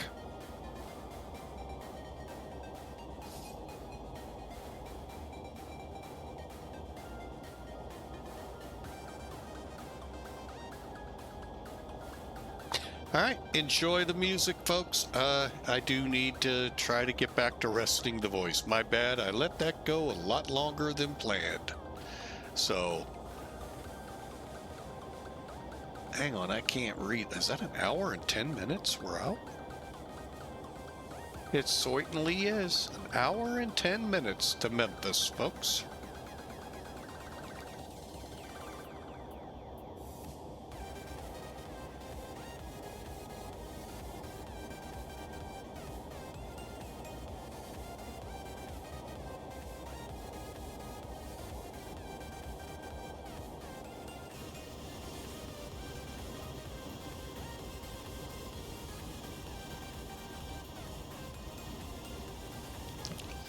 Think we're doing a fair job chasing down the Terminator. The Terminator between day and night. We're not going to win, but I think we're doing a pretty good job of it.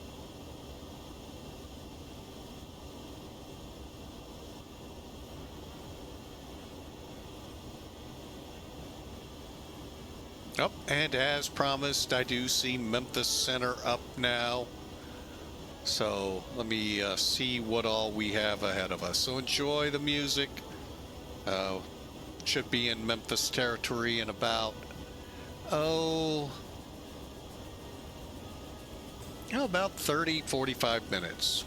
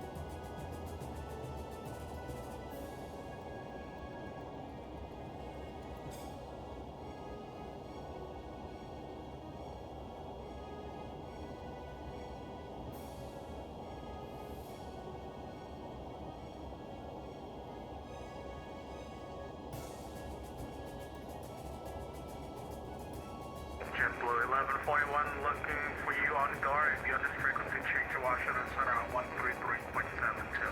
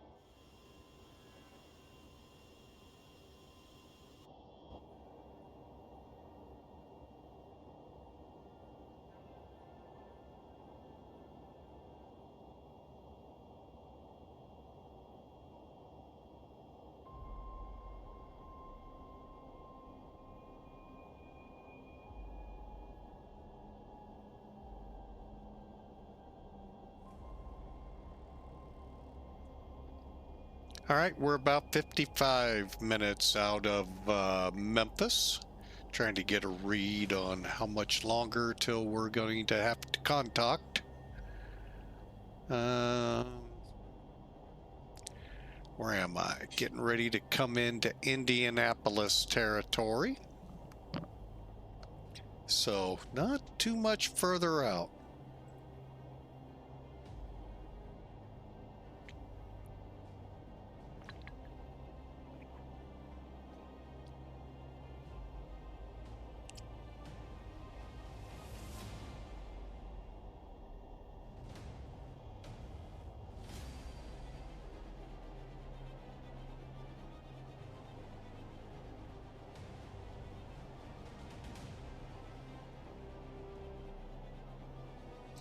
So how's your Saturday going, folks? The Saturday after Christmas, by the way, would also be the last, correction, Friday, not Saturday, Friday. The last Friday of the year going for you. Hope you keep it safe tonight. And hope this weekend, being our last weekend of 2024, ends on a good note with you, so that when I think it's Wednesday comes around, you're ready to start putting 2025 behind all your dates. Always a fun 15, 20 days into a month before we get into the new routine. And then we do it again 300 days later. And Hawker's back. Welcome in, sir. Ooh, putting in his guess already. Well, you got us at a good time. We're about 50 minutes out. Memphis Center, I think we're top down into Memphis. Might be missing ground, but ought to be a fun arrival.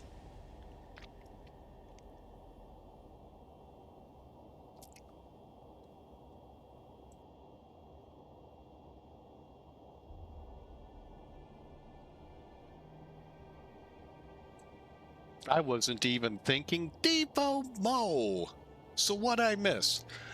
Oh, yeah, you know, if you're not here, we're sworn to secrecy. We can't pass it along. Welcome aboard. I haven't missed much other than an hour roughly of flying out of Montreal to Memphis. And thanks for the shout out to Devo. Devon, sorry. Still recovering from the flu, folks.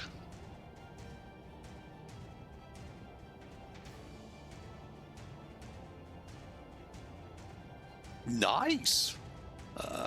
Did you call out the fire department there to clean off all that grease on that runway you left behind?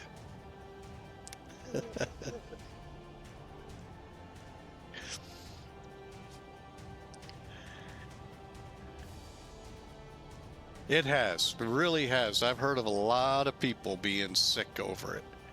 So, but appreciate it. Yes, we are recovering. Of course, you never know if you're fully recovering. It's always that little teeter-totter up and down as you work through but every day gets better and better. So, boy, are the centers coming online. Where, you know, the one thing I was going to say I did not check into, where is Friday night ops tonight? I know the Rio Bridge is on between Rio, Sao Paulo and Rio, and Santo Dumont. So I was kind of curious, seeing all these centers popping, where in the heck is the Friday ops at?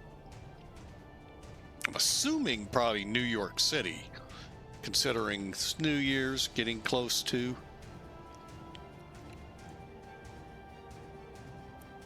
Very cool. LA to Toronto, ATC all the way. Well, LA is usually a given, but wow, getting it all the way into Toronto is awesome.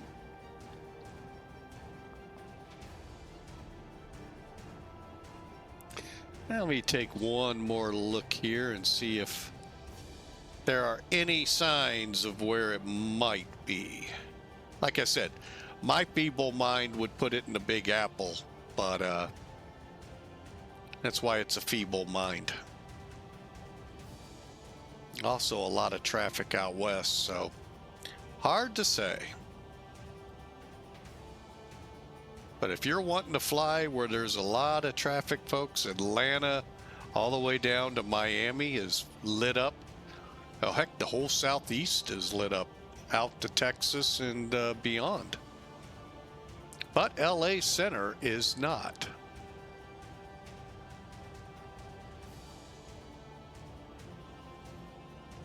All right, so we're getting ready to punch into Indianapolis territory, and they are not online. Yeah, Denver, they love pulling because of the snow.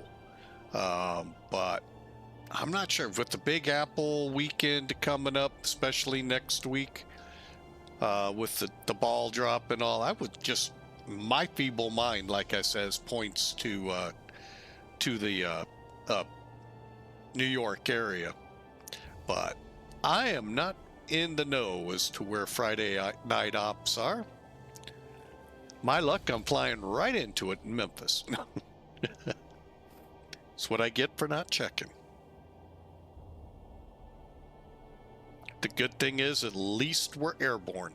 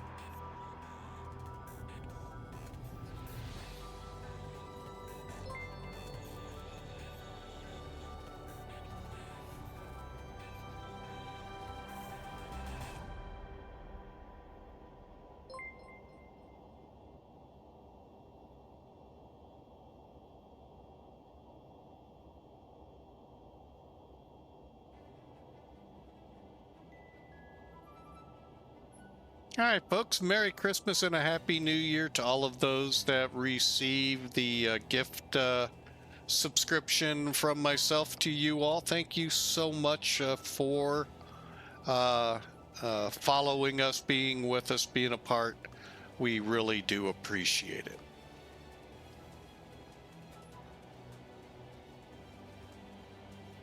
And hopefully we can pull off a halfway decent landing.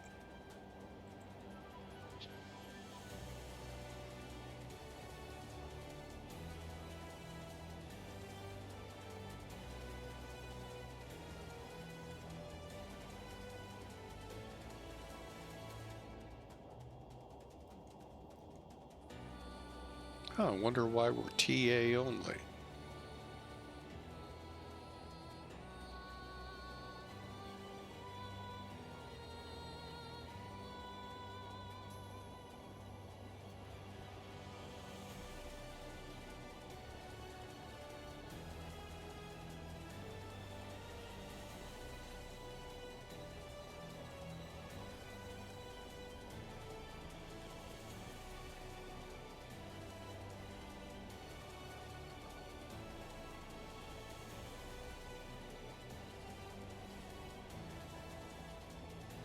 Well, we love having you aboard, Devon. Thank you so much. I'm hoping we can lay some grease out at Memphis as well, like you did Los Angeles.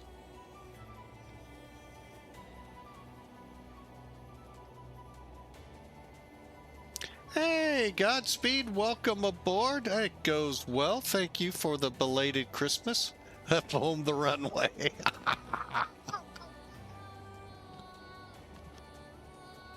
It wasn't raining when you buttered it, did you?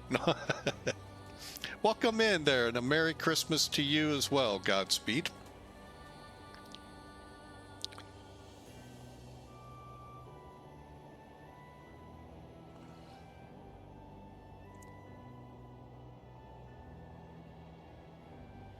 Oh, that's right. It never rains in Southern California. I keep forgetting that. Great song.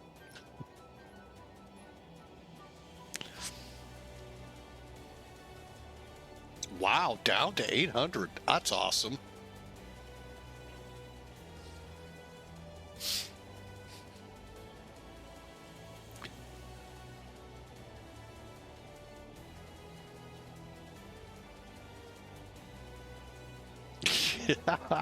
A nut at the end of the runway. Slip sliding away. I do forget to set the auto brakes from time to time, so.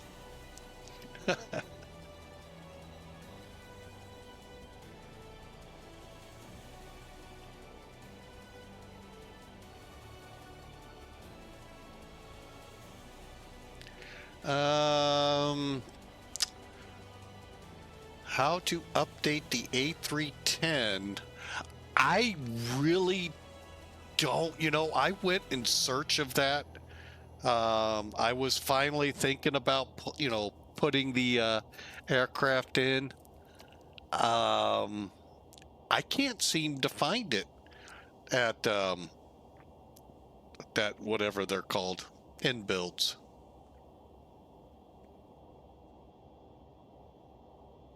I'm thinking they've said X-plane goodbye.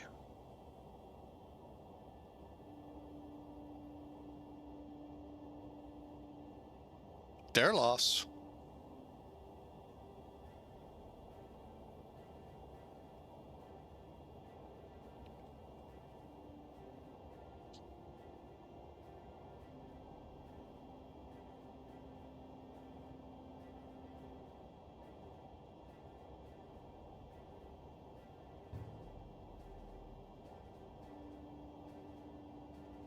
Let's see, how much further to center? Curious if we have any new ATISs or not. Changing it back, no, it doesn't look like it. All right, so currently the 18 left, 18 right are the arrivals now. So for us, let's do a little change here, little change up to 18 left. And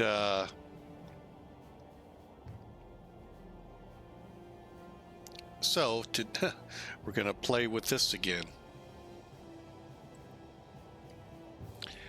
All right, so let's come down here. Well, let's just do it on this side. It's a lot easier.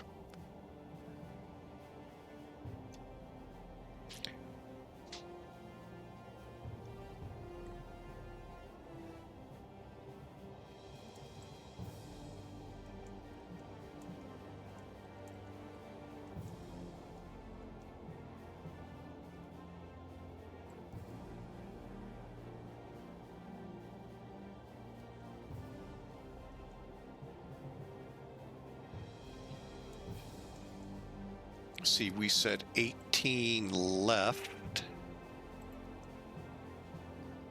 Do we have a transitional to it?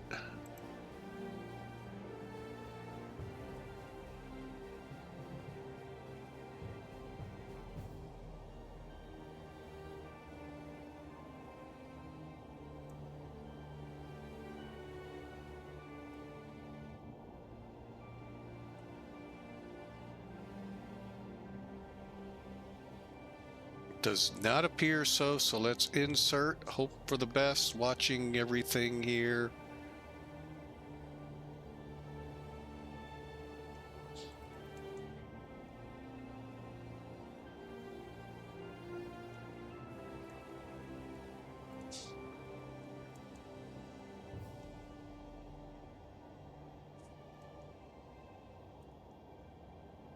Okay, hang on, I gotta really look at this. Wisna. We had a horrible start to this. Compliments of me. Cassette speaker, Bluzz. Okay. There's our discontinuity over to... I'll explain a little better here. Reese. Ronnie. 18 left. Keezy, is that our hold? I'm going to leave it right here for now, but as a way to explain what happened, everything appears right now.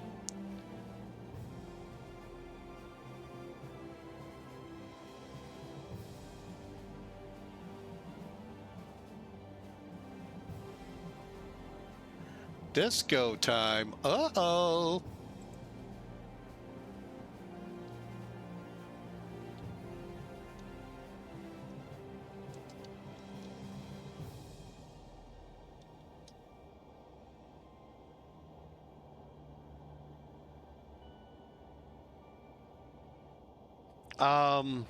Okay, so what happened on takeoff?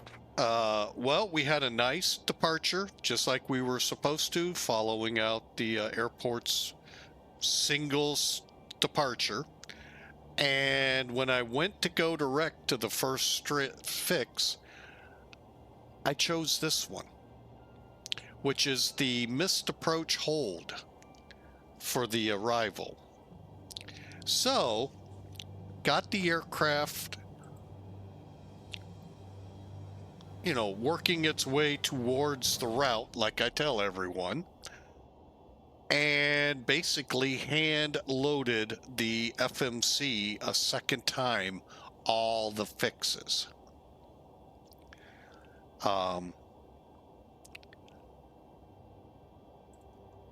In the future, what I would recommend to people is before executing or selecting or whatever, double check, take that extra moment. It usually allows it. Yeah, we were, wow, way off.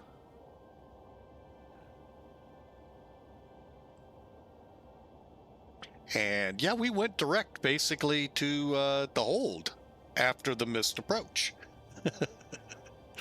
So we got her back on track and going. Thankfully, no cries, no fouls, no ATC to ha ha ha ha ha at me. But those things do happen, folks. Now, will the real pilots do it? Hopefully not, since they're, you know, two people checking each other. So, what? I mean, we're human. It can happen.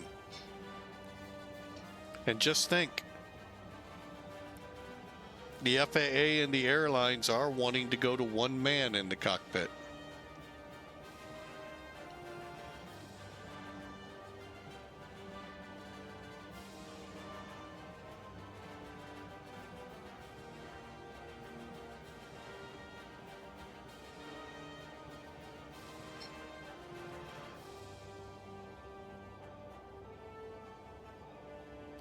Exactly. And like I said, though, it's not gonna, you know, it's just a matter of time that there's gonna only be one person in these cockpits. And I mean, I get it, I understand it, but boy, it is, I don't know how wise it is.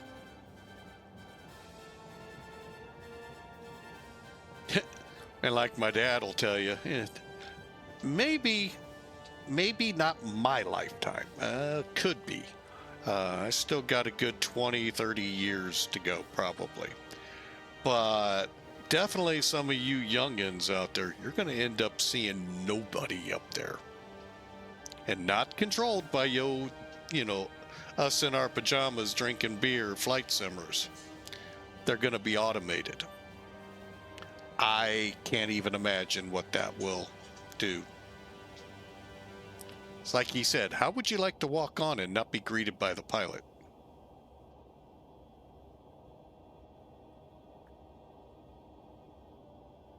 Hang on, folks.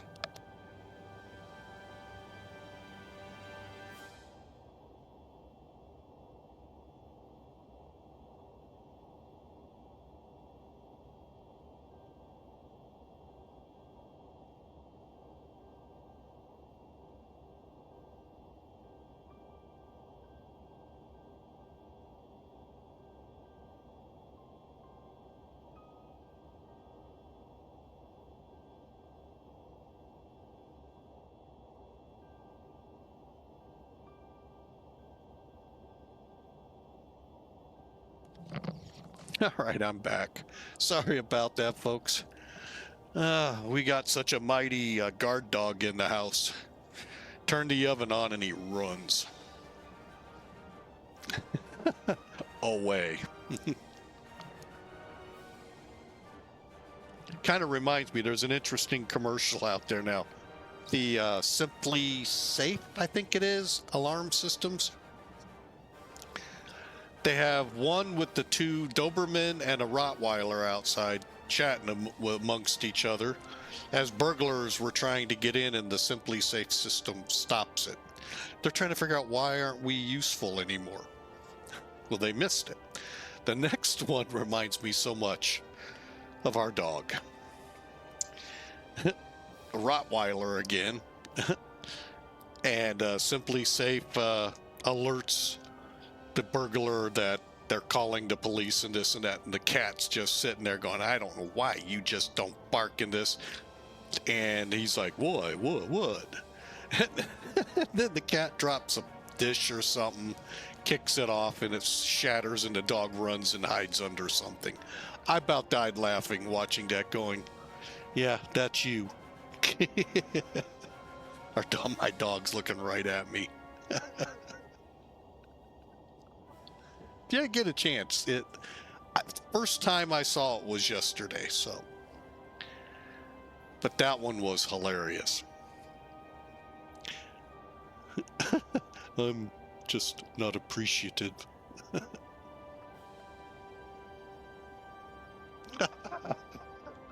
Poor dog. So welcome aboard, folks. Let me introduce myself here real quick before we talk with Memphis.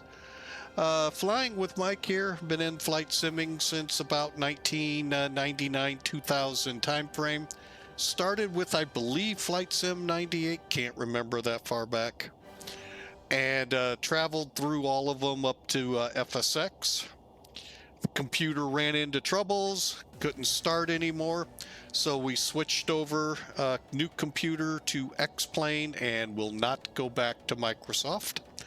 I find it a better sim. I try to fly as best I can to real world, but don't look for go-arounds. I'm really usually not in the mood for one, so I still try to eke it out. I do have a private pilot's license, however, since 1985, haven't logged an hour. So, hope you're ready. We're about to come into Memphis. We're about 35 minutes out. Should be getting in range of Memphis here anytime. Speaking of in range, let's get down here on these.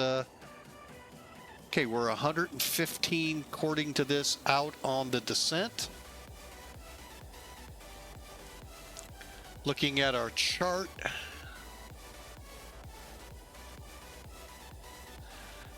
We got about 21,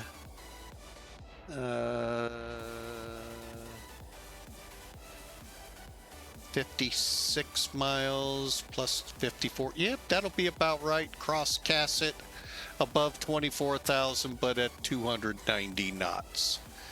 So hope y'all are ready. Thanks for being a part of Flying with Mike.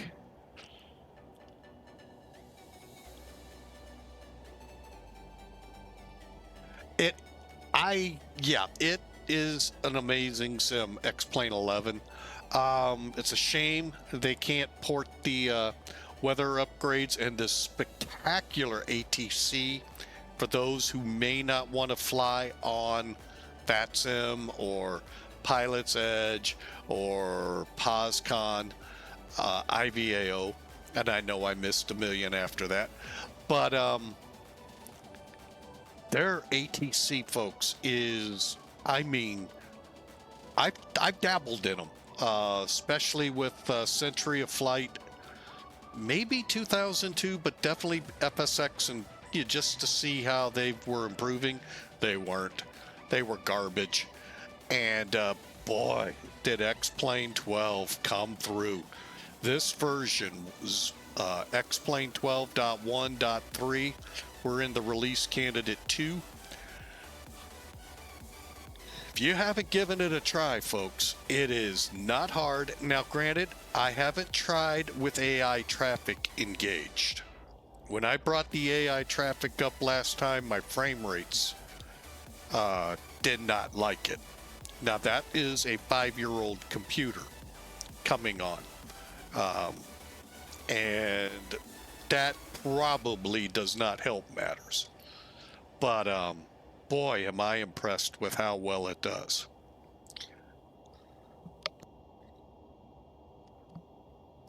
We are hoping here soon for the next big update. We're hoping it's the 0.4 coming out, but who knows when they upgrade the weather radar systems in X-Plane 12 to where we can. I'm going to only use my terms, not theirs, because I never dabbled with weather radar, so I don't know the ins and outs of using it. But you can dissect the weather with it on your radar scope. And they're saying just like the real pilots. I did not know they could get that into the in-depth that they're showing in videos of what's coming. I didn't know that. And, again, I'm just a lowly private pilot, folks.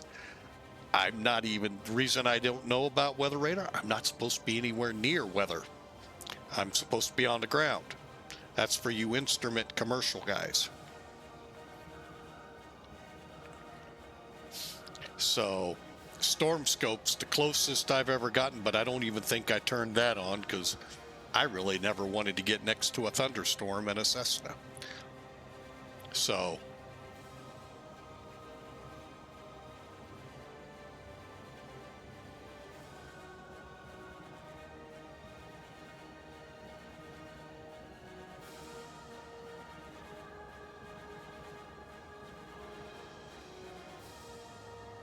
let's see, Devon's coming in with, you can use the radar to pan up and down. Well, I knew all of that and left and right. To see how a big cell is to help deviation needs and avoidances. Yeah, they're, the mapping that we see that we rarely ever get is supposed to come into play. Turbulence, and even aircraft detections, which I didn't know they had that capability. So, like I said, I'm looking forward to it. Zebo looks to be set up and ready for it. The rest, like this aircraft, we'll have to wait for their developers, if they're not already on board, to get on board with updates when that comes out. It's aimed at the default aircraft, and from the default, that's when the developers take it to their aircraft developments. Yeah, they do seem ready. And matter of fact, they've A330. They shut off one of the switches until it comes available. I noticed, and I think they said so in their Discord. Was it the selector between the different types of radar? I can't remember, but yeah, one of them was turned off. It may be turned back on now with all the updates they've done here of recent. All right, we should be getting into Memphis Center here. Uh-oh, I don't see him on the list. Did they drop? No. Yep, they did. You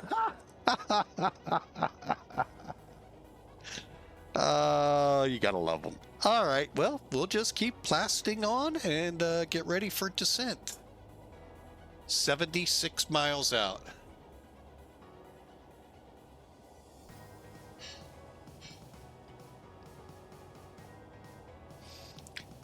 Yeah, Devo's coming in with, yeah, the radar selector was disabled, so no turbulence right now.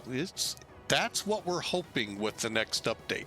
Who knows? They've hit us with some amazing stuff. We're kind of curious why and how, but you know, it's theirs to disseminate how they want.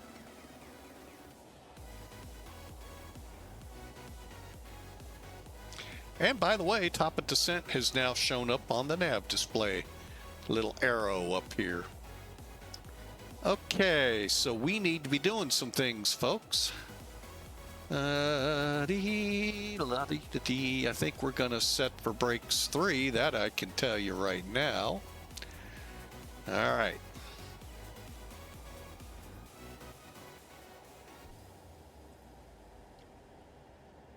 Okay, we'll go for medium for now.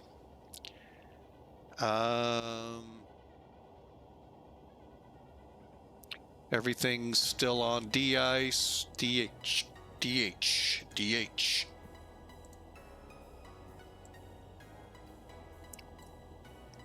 Hooks. Oh, excuse me. All right, DH is coming down to 200.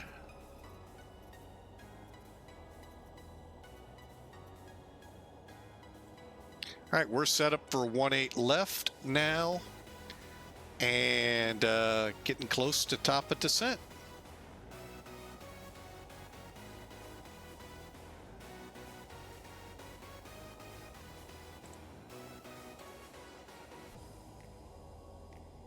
For those of you curious with the charts, I'll go ahead and show them off here real quick, plus the current ATIS. Oh, ATIS is down off VATSIM. I'm going to check into all of this. Okay, current METAR, we'll go with that. 110 at 3. Ooh. We getting ready to go to different direction. 10 miles, a few clouds at, wow, the weather has improved there. A few clouds at 25,000 feet. Was down at 3,000 and broken at takeoff. Wow. Okay. Our arrival is this way. Pocket City, Wisna, you can read on down. Cassett, Speaker, 20. Okay. Cassett is our above 24,000, so that's what we'll set here shortly. And then Speaker between 14 and 23. And the hard altitude for this one is 10,000 at Sea Open. Don't worry, we'll probably continue our descent to get on the 18 left arrival. This is jet aircraft only. Watch them switch us to north. Oh, I can see that always happening. Okay, then we switched. Right now we're planned on the 1-8 left. Here's all our frequencies across the top. 111.15 is the localizer, 180 Ronnie at 2,000, and a decision height we'll go with is 200 above the ground. There's missed approach out to Kesey, some additional information, and there's the course, Reese to the runway. Reese is 14.5 miles out. Okay, 3,000 over Reese, descending to 2,000 by Ronnie, onto the glide slope. Ronnie to the missed approach point, my guess is going to be about 1 minute 57 in that ballpark. Usually the landing speeds are kind of high on this plane. Malls are pappy, landing right over FedEx, and minimums 200, half mile, or an RVR of 18. Weather report we just got there, we should see that airport close to, well, actually, before we turn on to the localizer. Nighttime makes it a little easier. On the ground, however they want us to go, we park up here. Somewhere, I don't know where they want us. Usually I've noticed the MD-11s hang out over here. Doesn't mean you can't find them over here. Don't disappoint you. All right, Hawker, we'll do our best.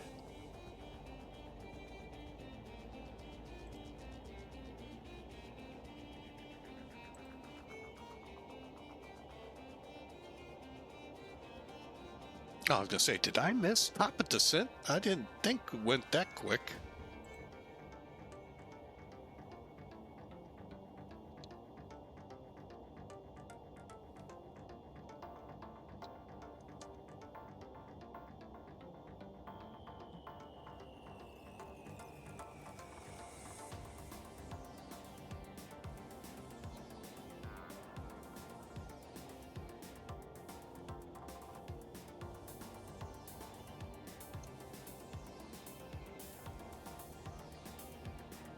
And like you can see, this is where I got it from, 162. I had a feeling we'd be up there, landing at 157. So usually we carry a lot of speed in, so they might even go to max on the brakes.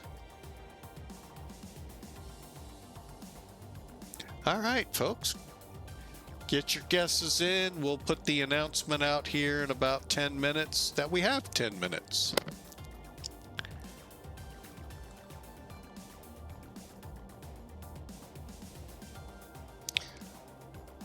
All right, let's set 24,000.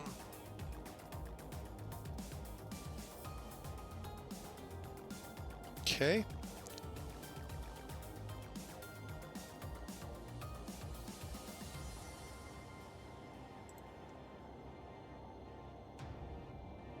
Get a little closer and then we'll start our descent.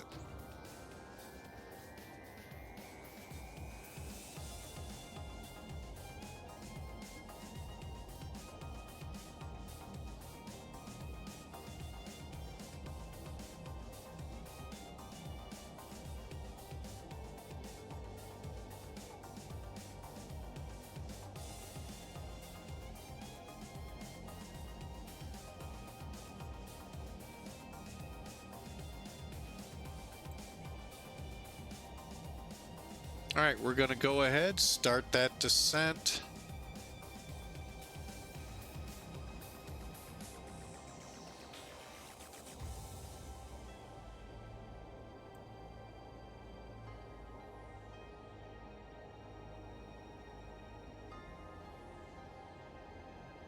That is so true.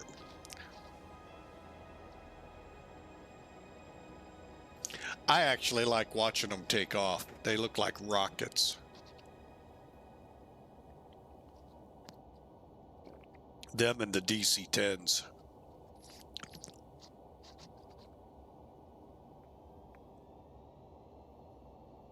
Or at least they were out of Mid-America. Man, when I would watch them just crank that thing up as the gear was coming up. I got a feeling that's something to do with a McDonnell Douglas thing.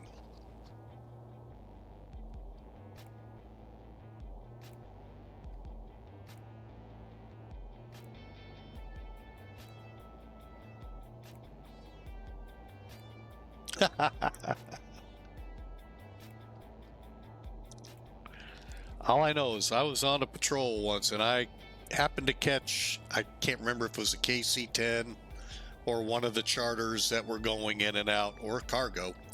And boy, that aircraft just cranked it. I'm like, geez, what are you, like a fighter?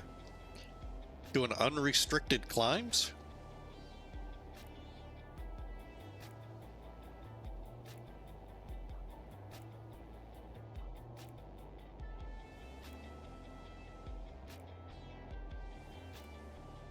Yep. MD-11s, you know, wasn't one of my favorite planes. They just, I don't know. I never knew why I was just never drawn to them, but boy, to watch that takeoff though, that's just amazing. And again, the trash 80s are no different. So, I mean, they crank them up too. That's part of the reason I didn't like the fact that they were so cramped inside. It was pathetic.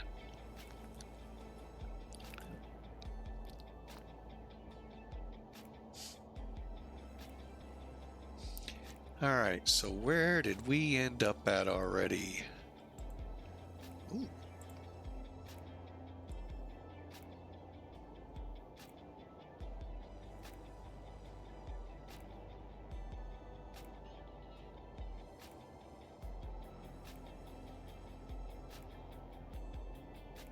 All right, we're already down. We'll hold this for just a couple minutes and then we'll drop to 14,000.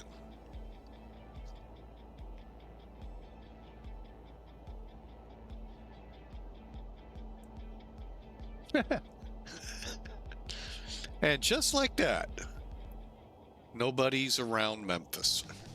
Well, fine by me.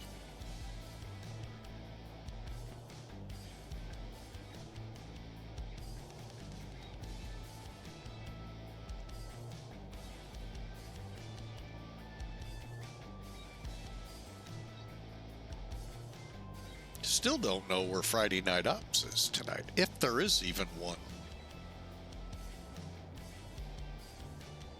I know the one streamer to check on to find out where it is because he usually is in the know. He's down on the Rio thing.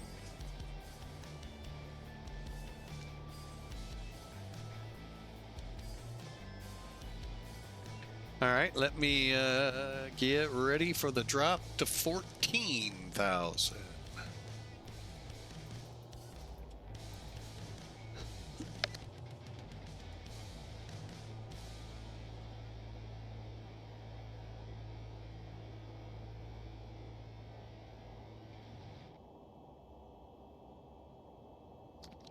Oh, the part of the flu, like I said, you just never know when you're actually fully getting over it because, man, the cough just takes forever to get away.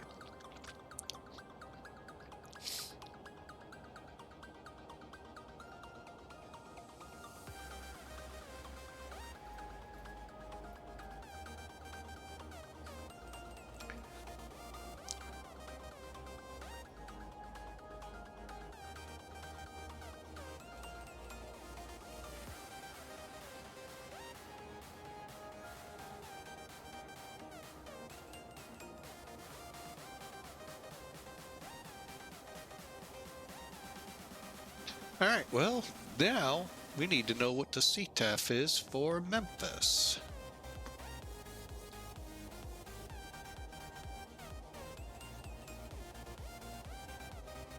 $19,700.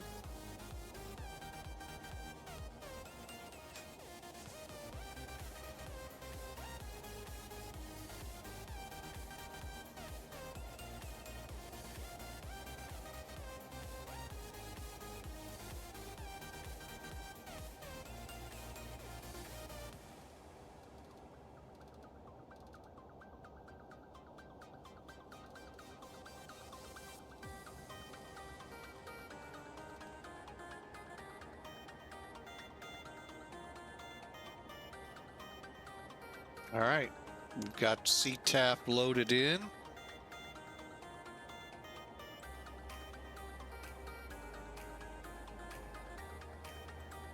My apologies for not getting the charts out of the way.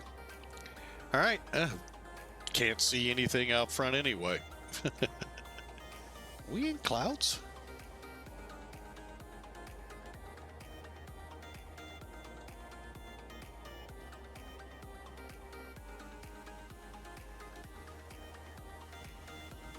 I do believe we are.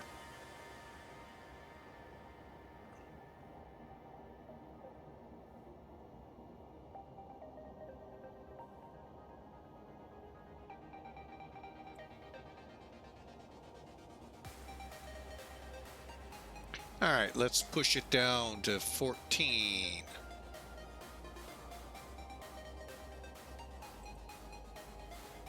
Cut it out.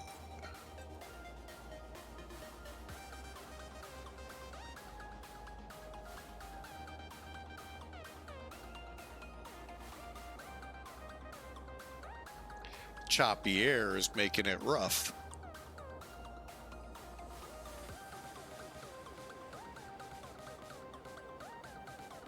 Oh, we're in hyperspace. I didn't know that. Chewie, take us out of hyperspace.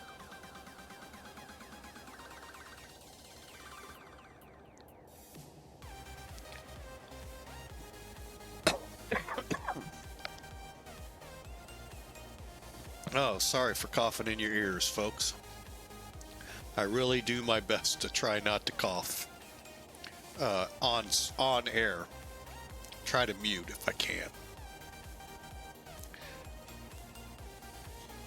Now, technically, folks, a little trick that I was told a long time ago, don't know if it still holds today.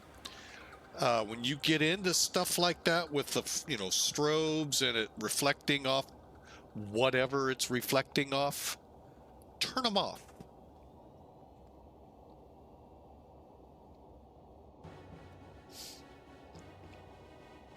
Don't know how legal that is, but it makes sense to me because it can really play havoc with your vision. Well, you know what it does to some people's strobe lights.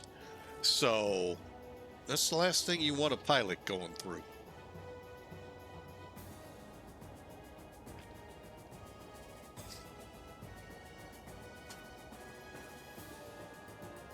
Because believe me, in the clouds, it really doesn't matter. Because if the airplane sees your strobes in the cloud, you're a little too close. And secondly, out here, you got other lights that can help light up the area. So just keep that in mind. But again, I don't know how legal what I just said really is. And we're looking at a altimeter 2998.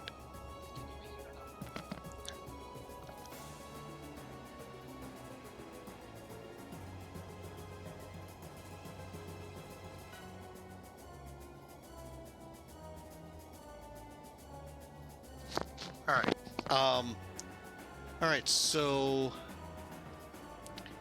okay, we just popped out, and speaking of which, let me get in here and set our altimeter. 2988.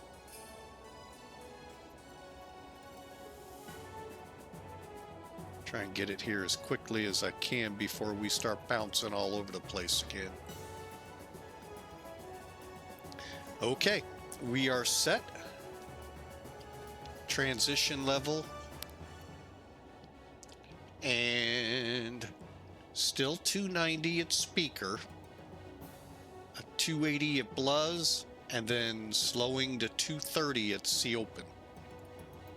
So while we are descending, well, let's get past speaker first.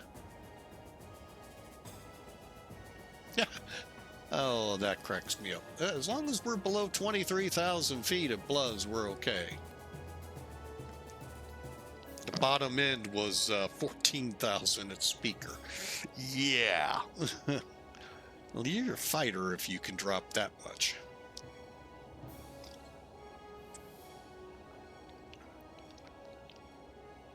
All right, let's decrease.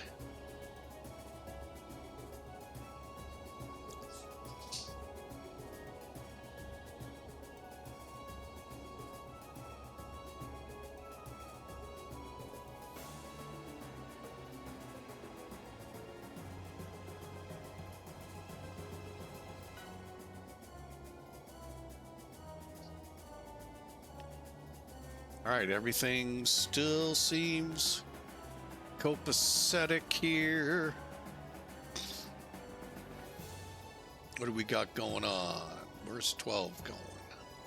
Ahead of me, okay, and then I'm behind him. Okay, that works for me. Coming in on 14,000 feet. And getting ready for speaker. There's Bluz. And I'm gonna slow us to 280 here in a minute.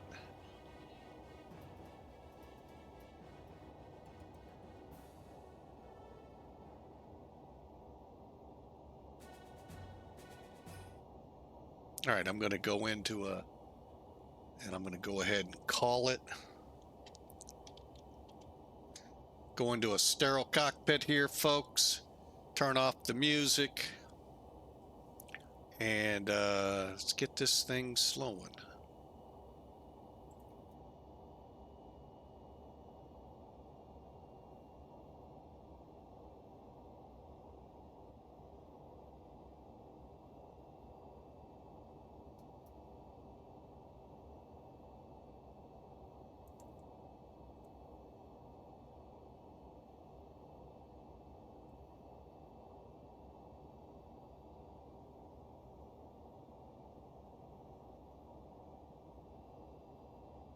Well, if I do this right, we should be okay. Now I could have stayed on 1/8 center, doggone it. A lot more runway to work with.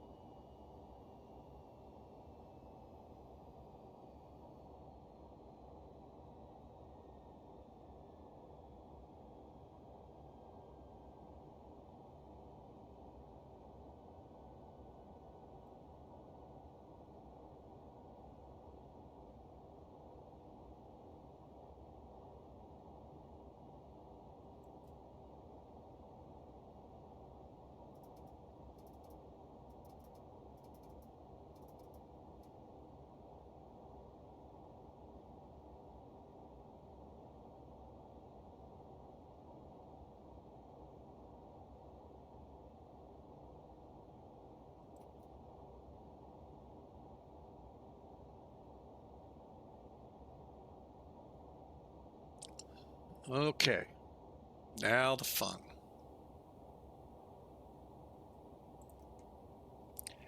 All right, so when we come over C open, I'm just gonna go direct. So how we do that? This time to where I don't get in trouble. Let's go clear. Clear. And that should take us straight to it.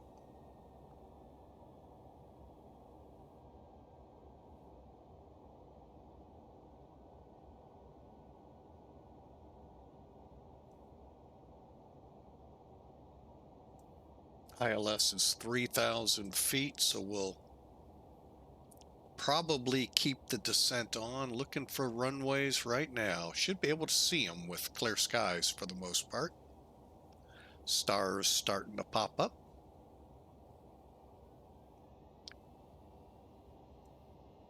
All right, again, good time for a prediction, folks. Exclamation mark the word predict, then a negative number. Come in, join the party. 3 in the pool already. Come on in. All right, see open.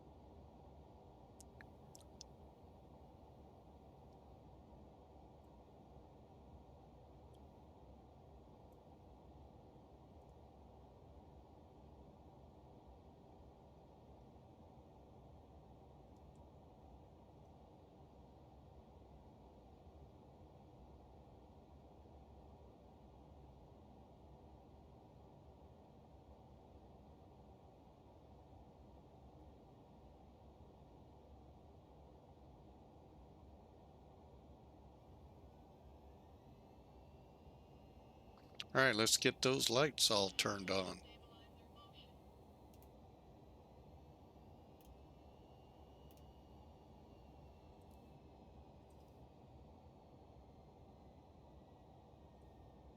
Okay, decision altitude seatbelts never turned off because we're cargo. This, take your seats, gear lights, not yet. We're getting there.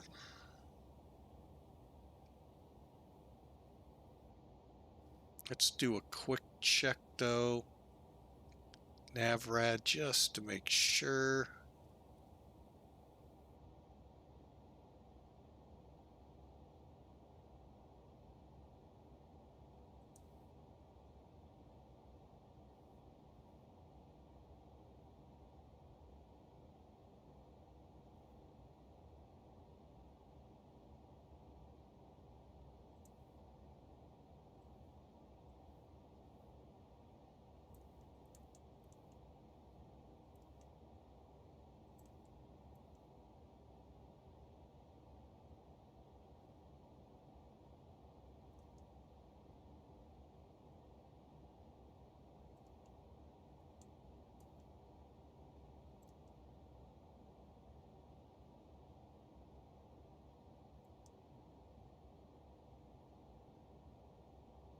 Okay.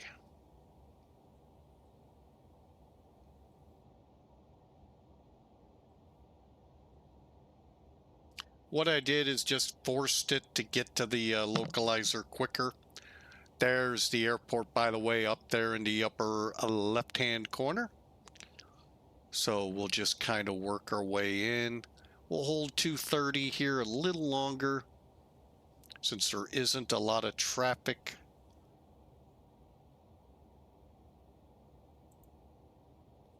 Just me and the other FedEx just landed. Let's go ahead and switch over to common traffic. Even though we're not going to talk on it until on the ILS. Oh, who turned the lights off? Get that guy from airplane out of the control tower.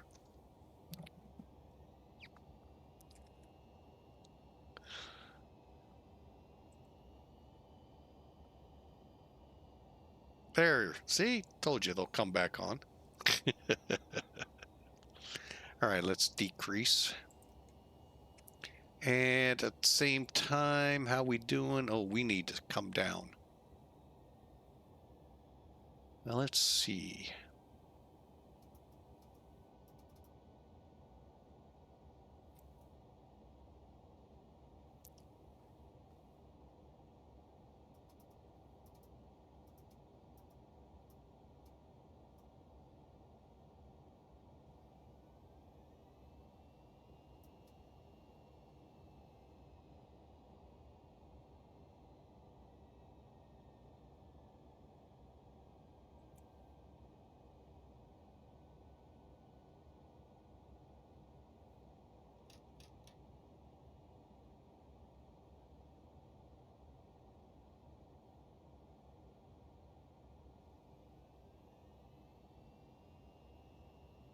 Okay, we're starting to get the numbers. Still showing nothing for localizer or glide slope yet. But we're identified 25 miles out.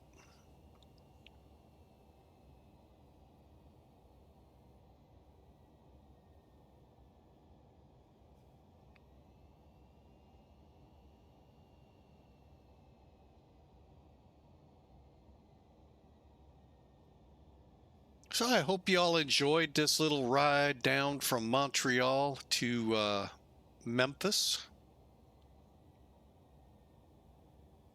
Last thing I have to do once one of them comes available is click approach land in the center of the MCP up here and get set up for a nice ILS. We got some clouds, obviously. That or that guy from airplane keeps pulling the cord out, turning our lights off on the airfield.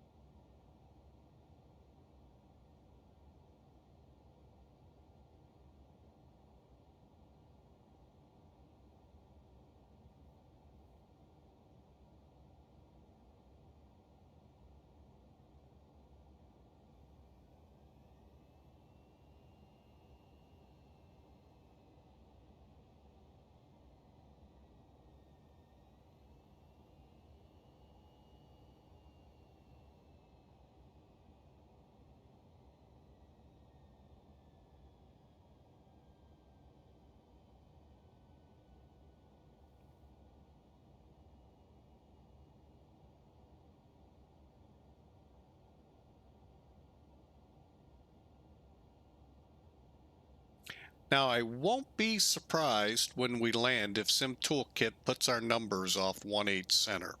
Won't be surprised in the least, but we'll see.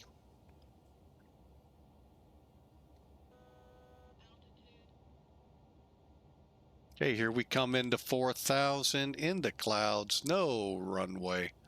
That's fine. We know there's an airport out there.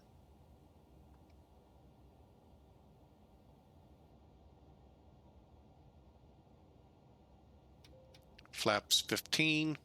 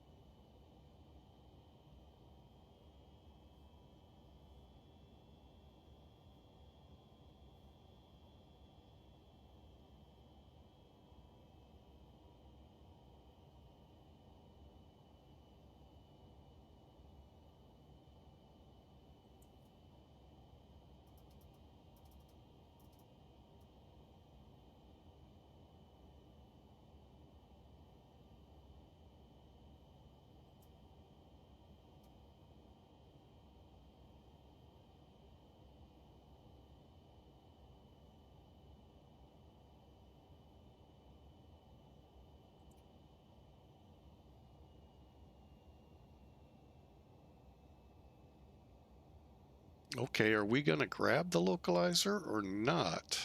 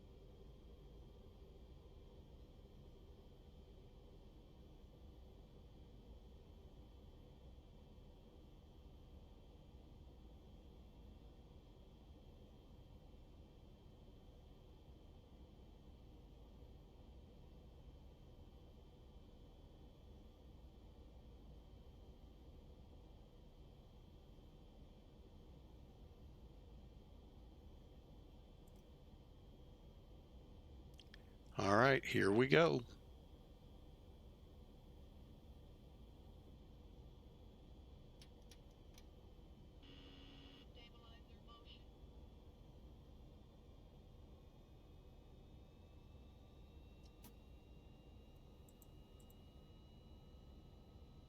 Spoilers arm, brakes set.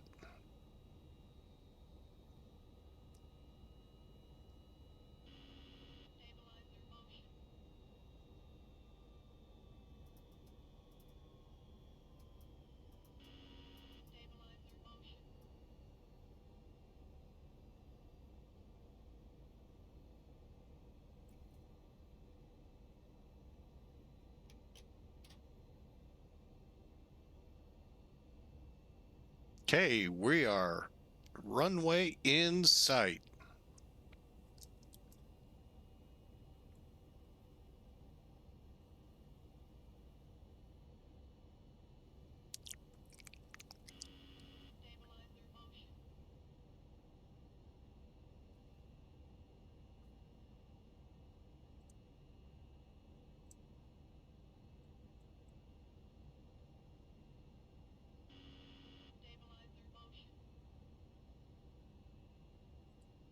Memphis traffic, FedEx 811 heavy, approximately 9 miles out on the 18 left ILS.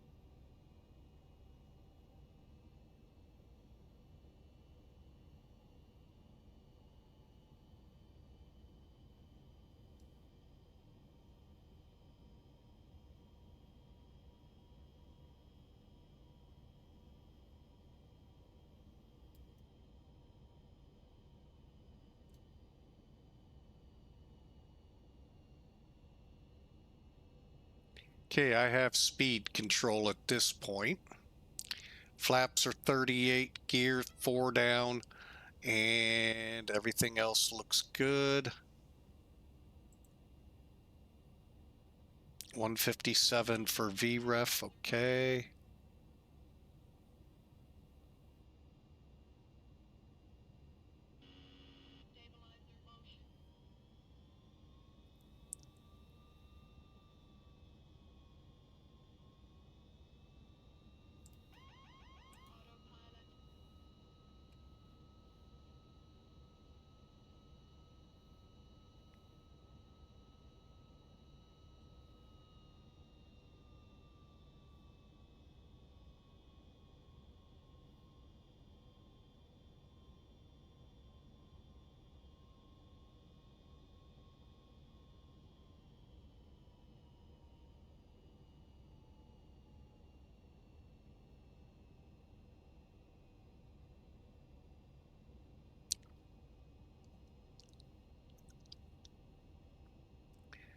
And yes, we will be landing.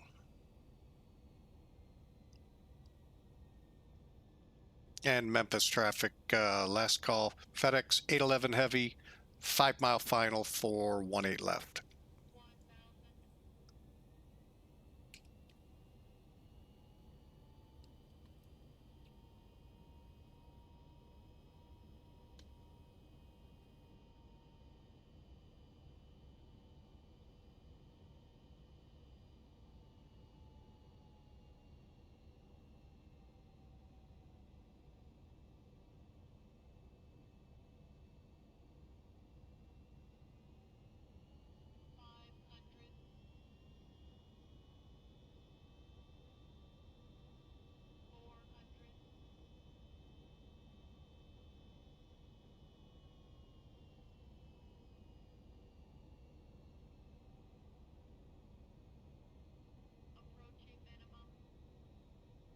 Landing.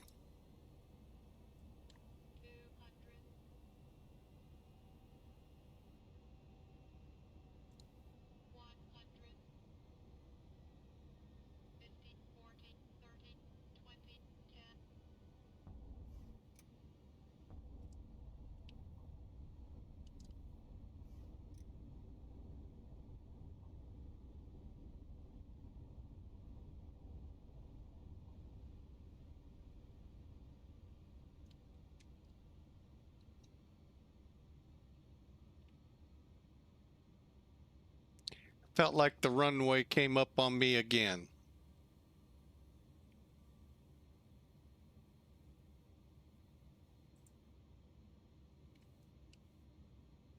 Didn't think what was possible.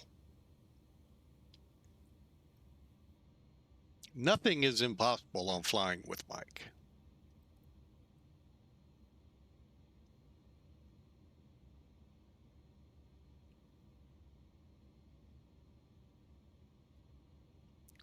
And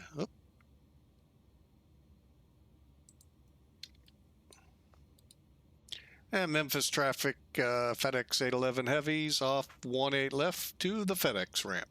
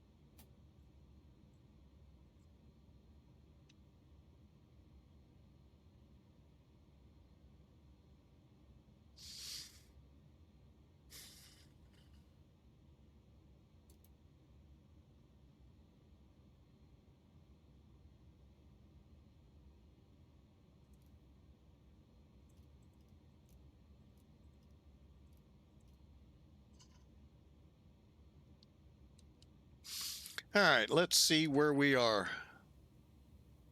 Well, thanks again, Devon, for being here. We sure appreciate you. Understand work calls at 4 in the morning. That stinks, but good luck to you.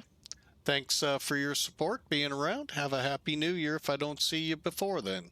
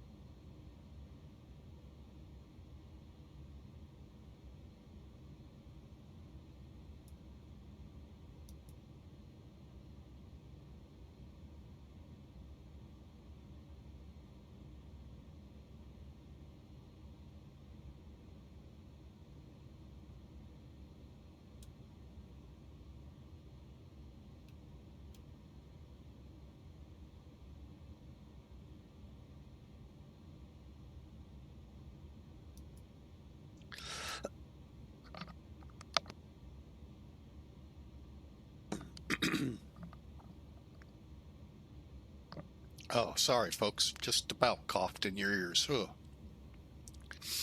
All right. Well, there's a FedEx jet over there.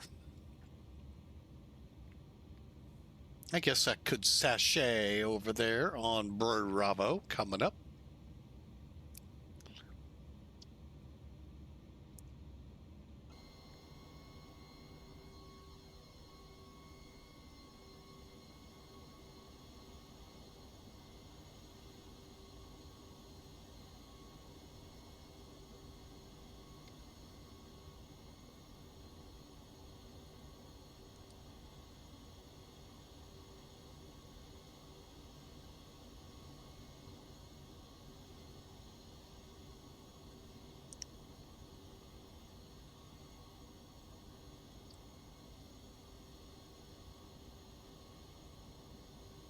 Hopefully there was no ground.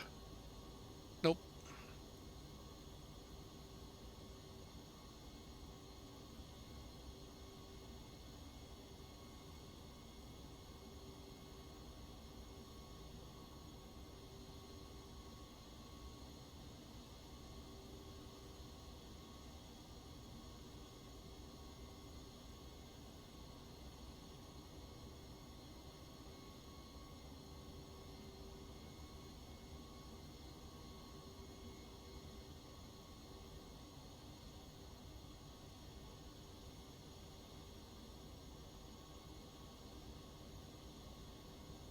I'm going to head on down to Alpha 2 and head into the longer building there in the back there. That's where I always see him on Google Earth that the MDs go to. But again, hope y'all enjoyed. Why is my phone not up and going? Did it run? No, it didn't.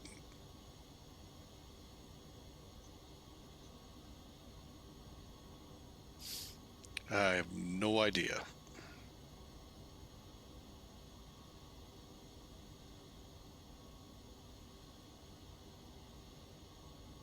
All right, well, my chat room is a little tougher to follow right now.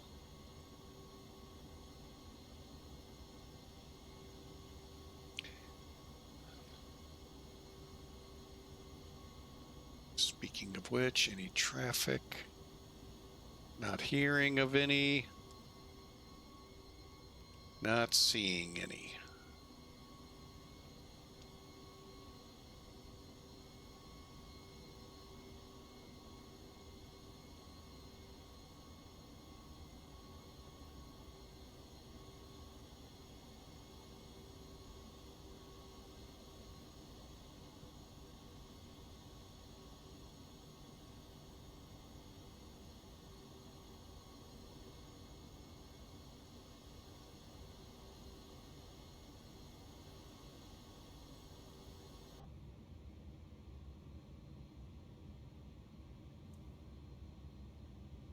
Oh.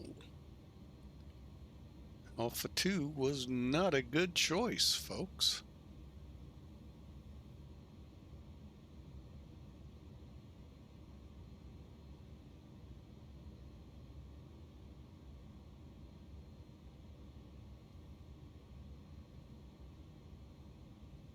I think I'm in the grass. Ah, ain't that special.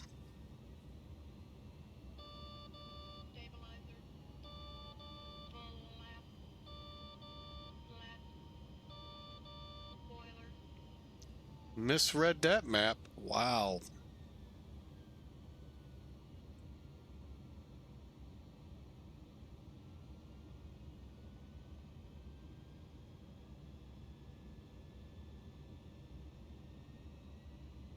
And Memphis traffic, Delta 1540 is about to join a 15-mile final for ILS 18 left Memphis.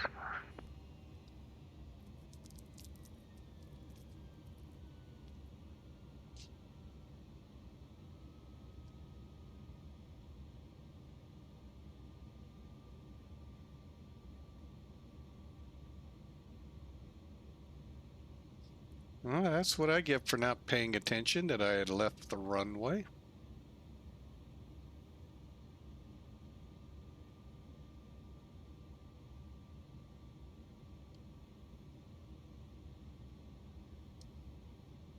Boy, a lot of mismakes today. Wow.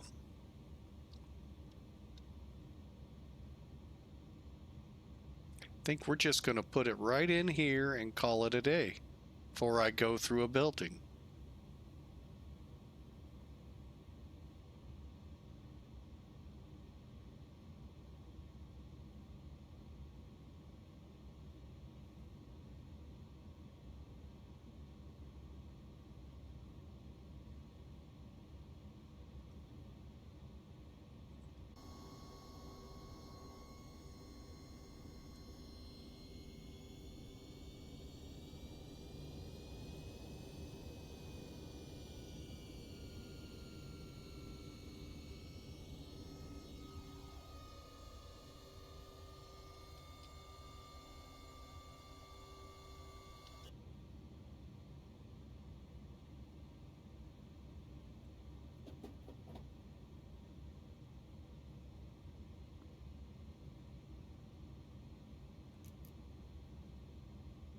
All right, well, that just was not some of my finest times here on the sim.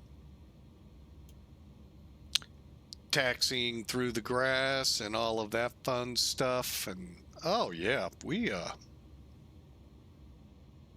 all right, we need to set what on the trim?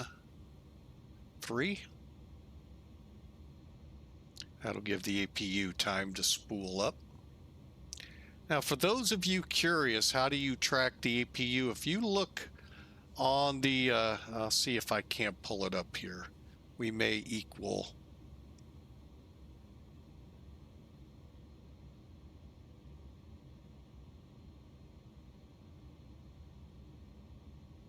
All right.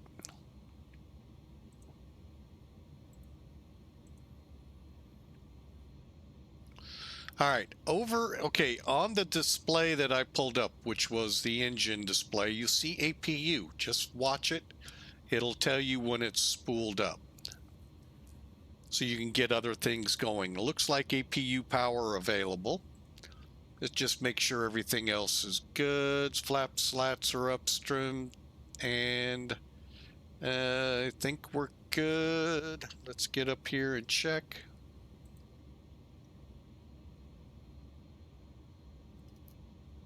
Get the bleed on.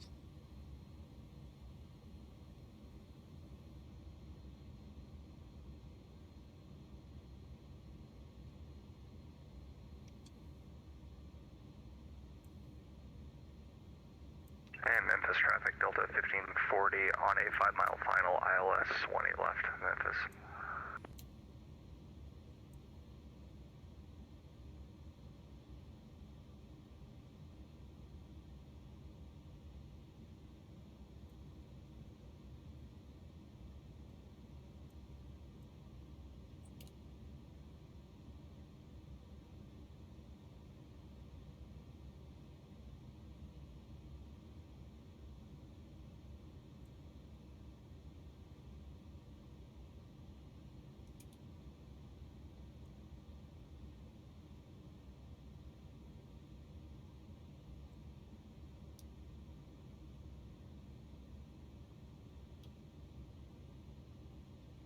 All right.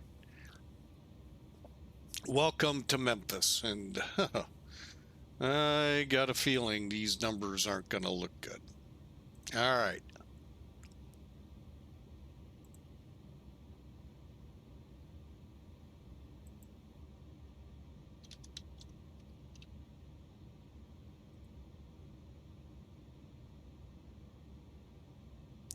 Yep, I was right. 693 feet a minute. That's what the airline has us at. For the flight, that's what counts. Let me get the rest of this off.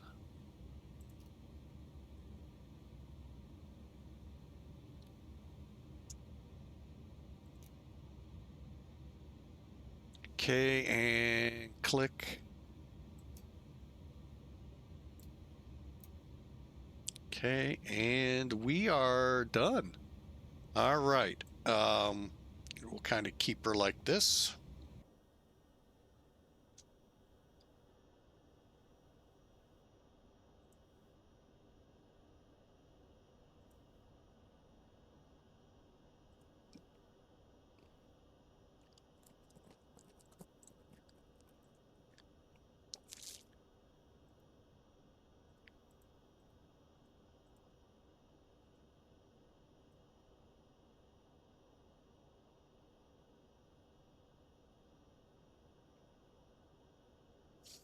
All right, so there you have it, folks. We are on the ground.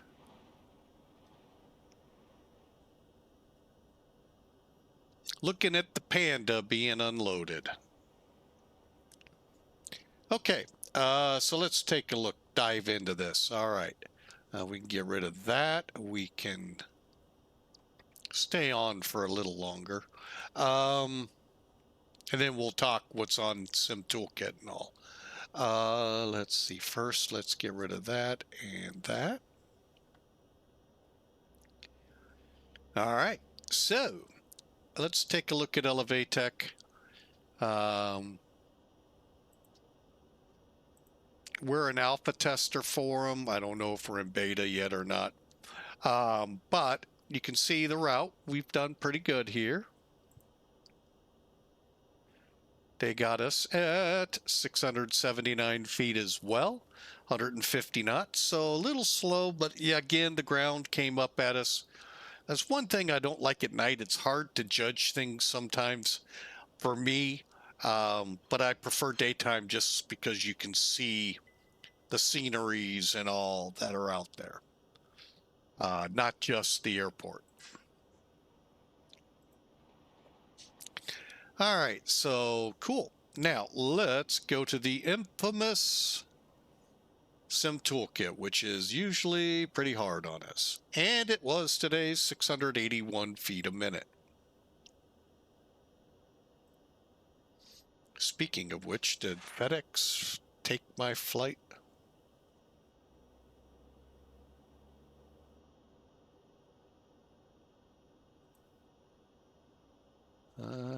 Hang. Yes, they did. Although they may go, what the heck are you doing to our planes? All right. All right, so here it is. There's beautiful run. I mean, other than the little hiccup here and down here on my part, and the taxi through the grass. Can't believe I did that. But again, it's hard to tell at night. 3 hours, 5 minutes, 967 miles, and 20,000 kilograms of fuel. 681 feet a minute at, why did it say more over there? I don't know. Anyway, 150 knots on the landing. Let's see at least where we touched down. I'm going to say short. Nope, right on. 1,140 feet down to runway 30 feet off the center. Overall, not bad where I touched down. What's bad is how hard. 1.7 Gs. That kind of hurt. That'll be a hard landing check, and then the plane will be ready to go. All right. Well, folks, I want to thank you for sticking around, hanging with us here while we got over the flu. Never a fun thing, that little thing called a flu. Look for us to be up for, I'm hoping Monday. I don't know my schedule yet as of yet on Monday.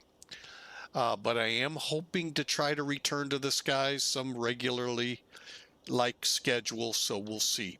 But for now, thank you all so much for flying with us today.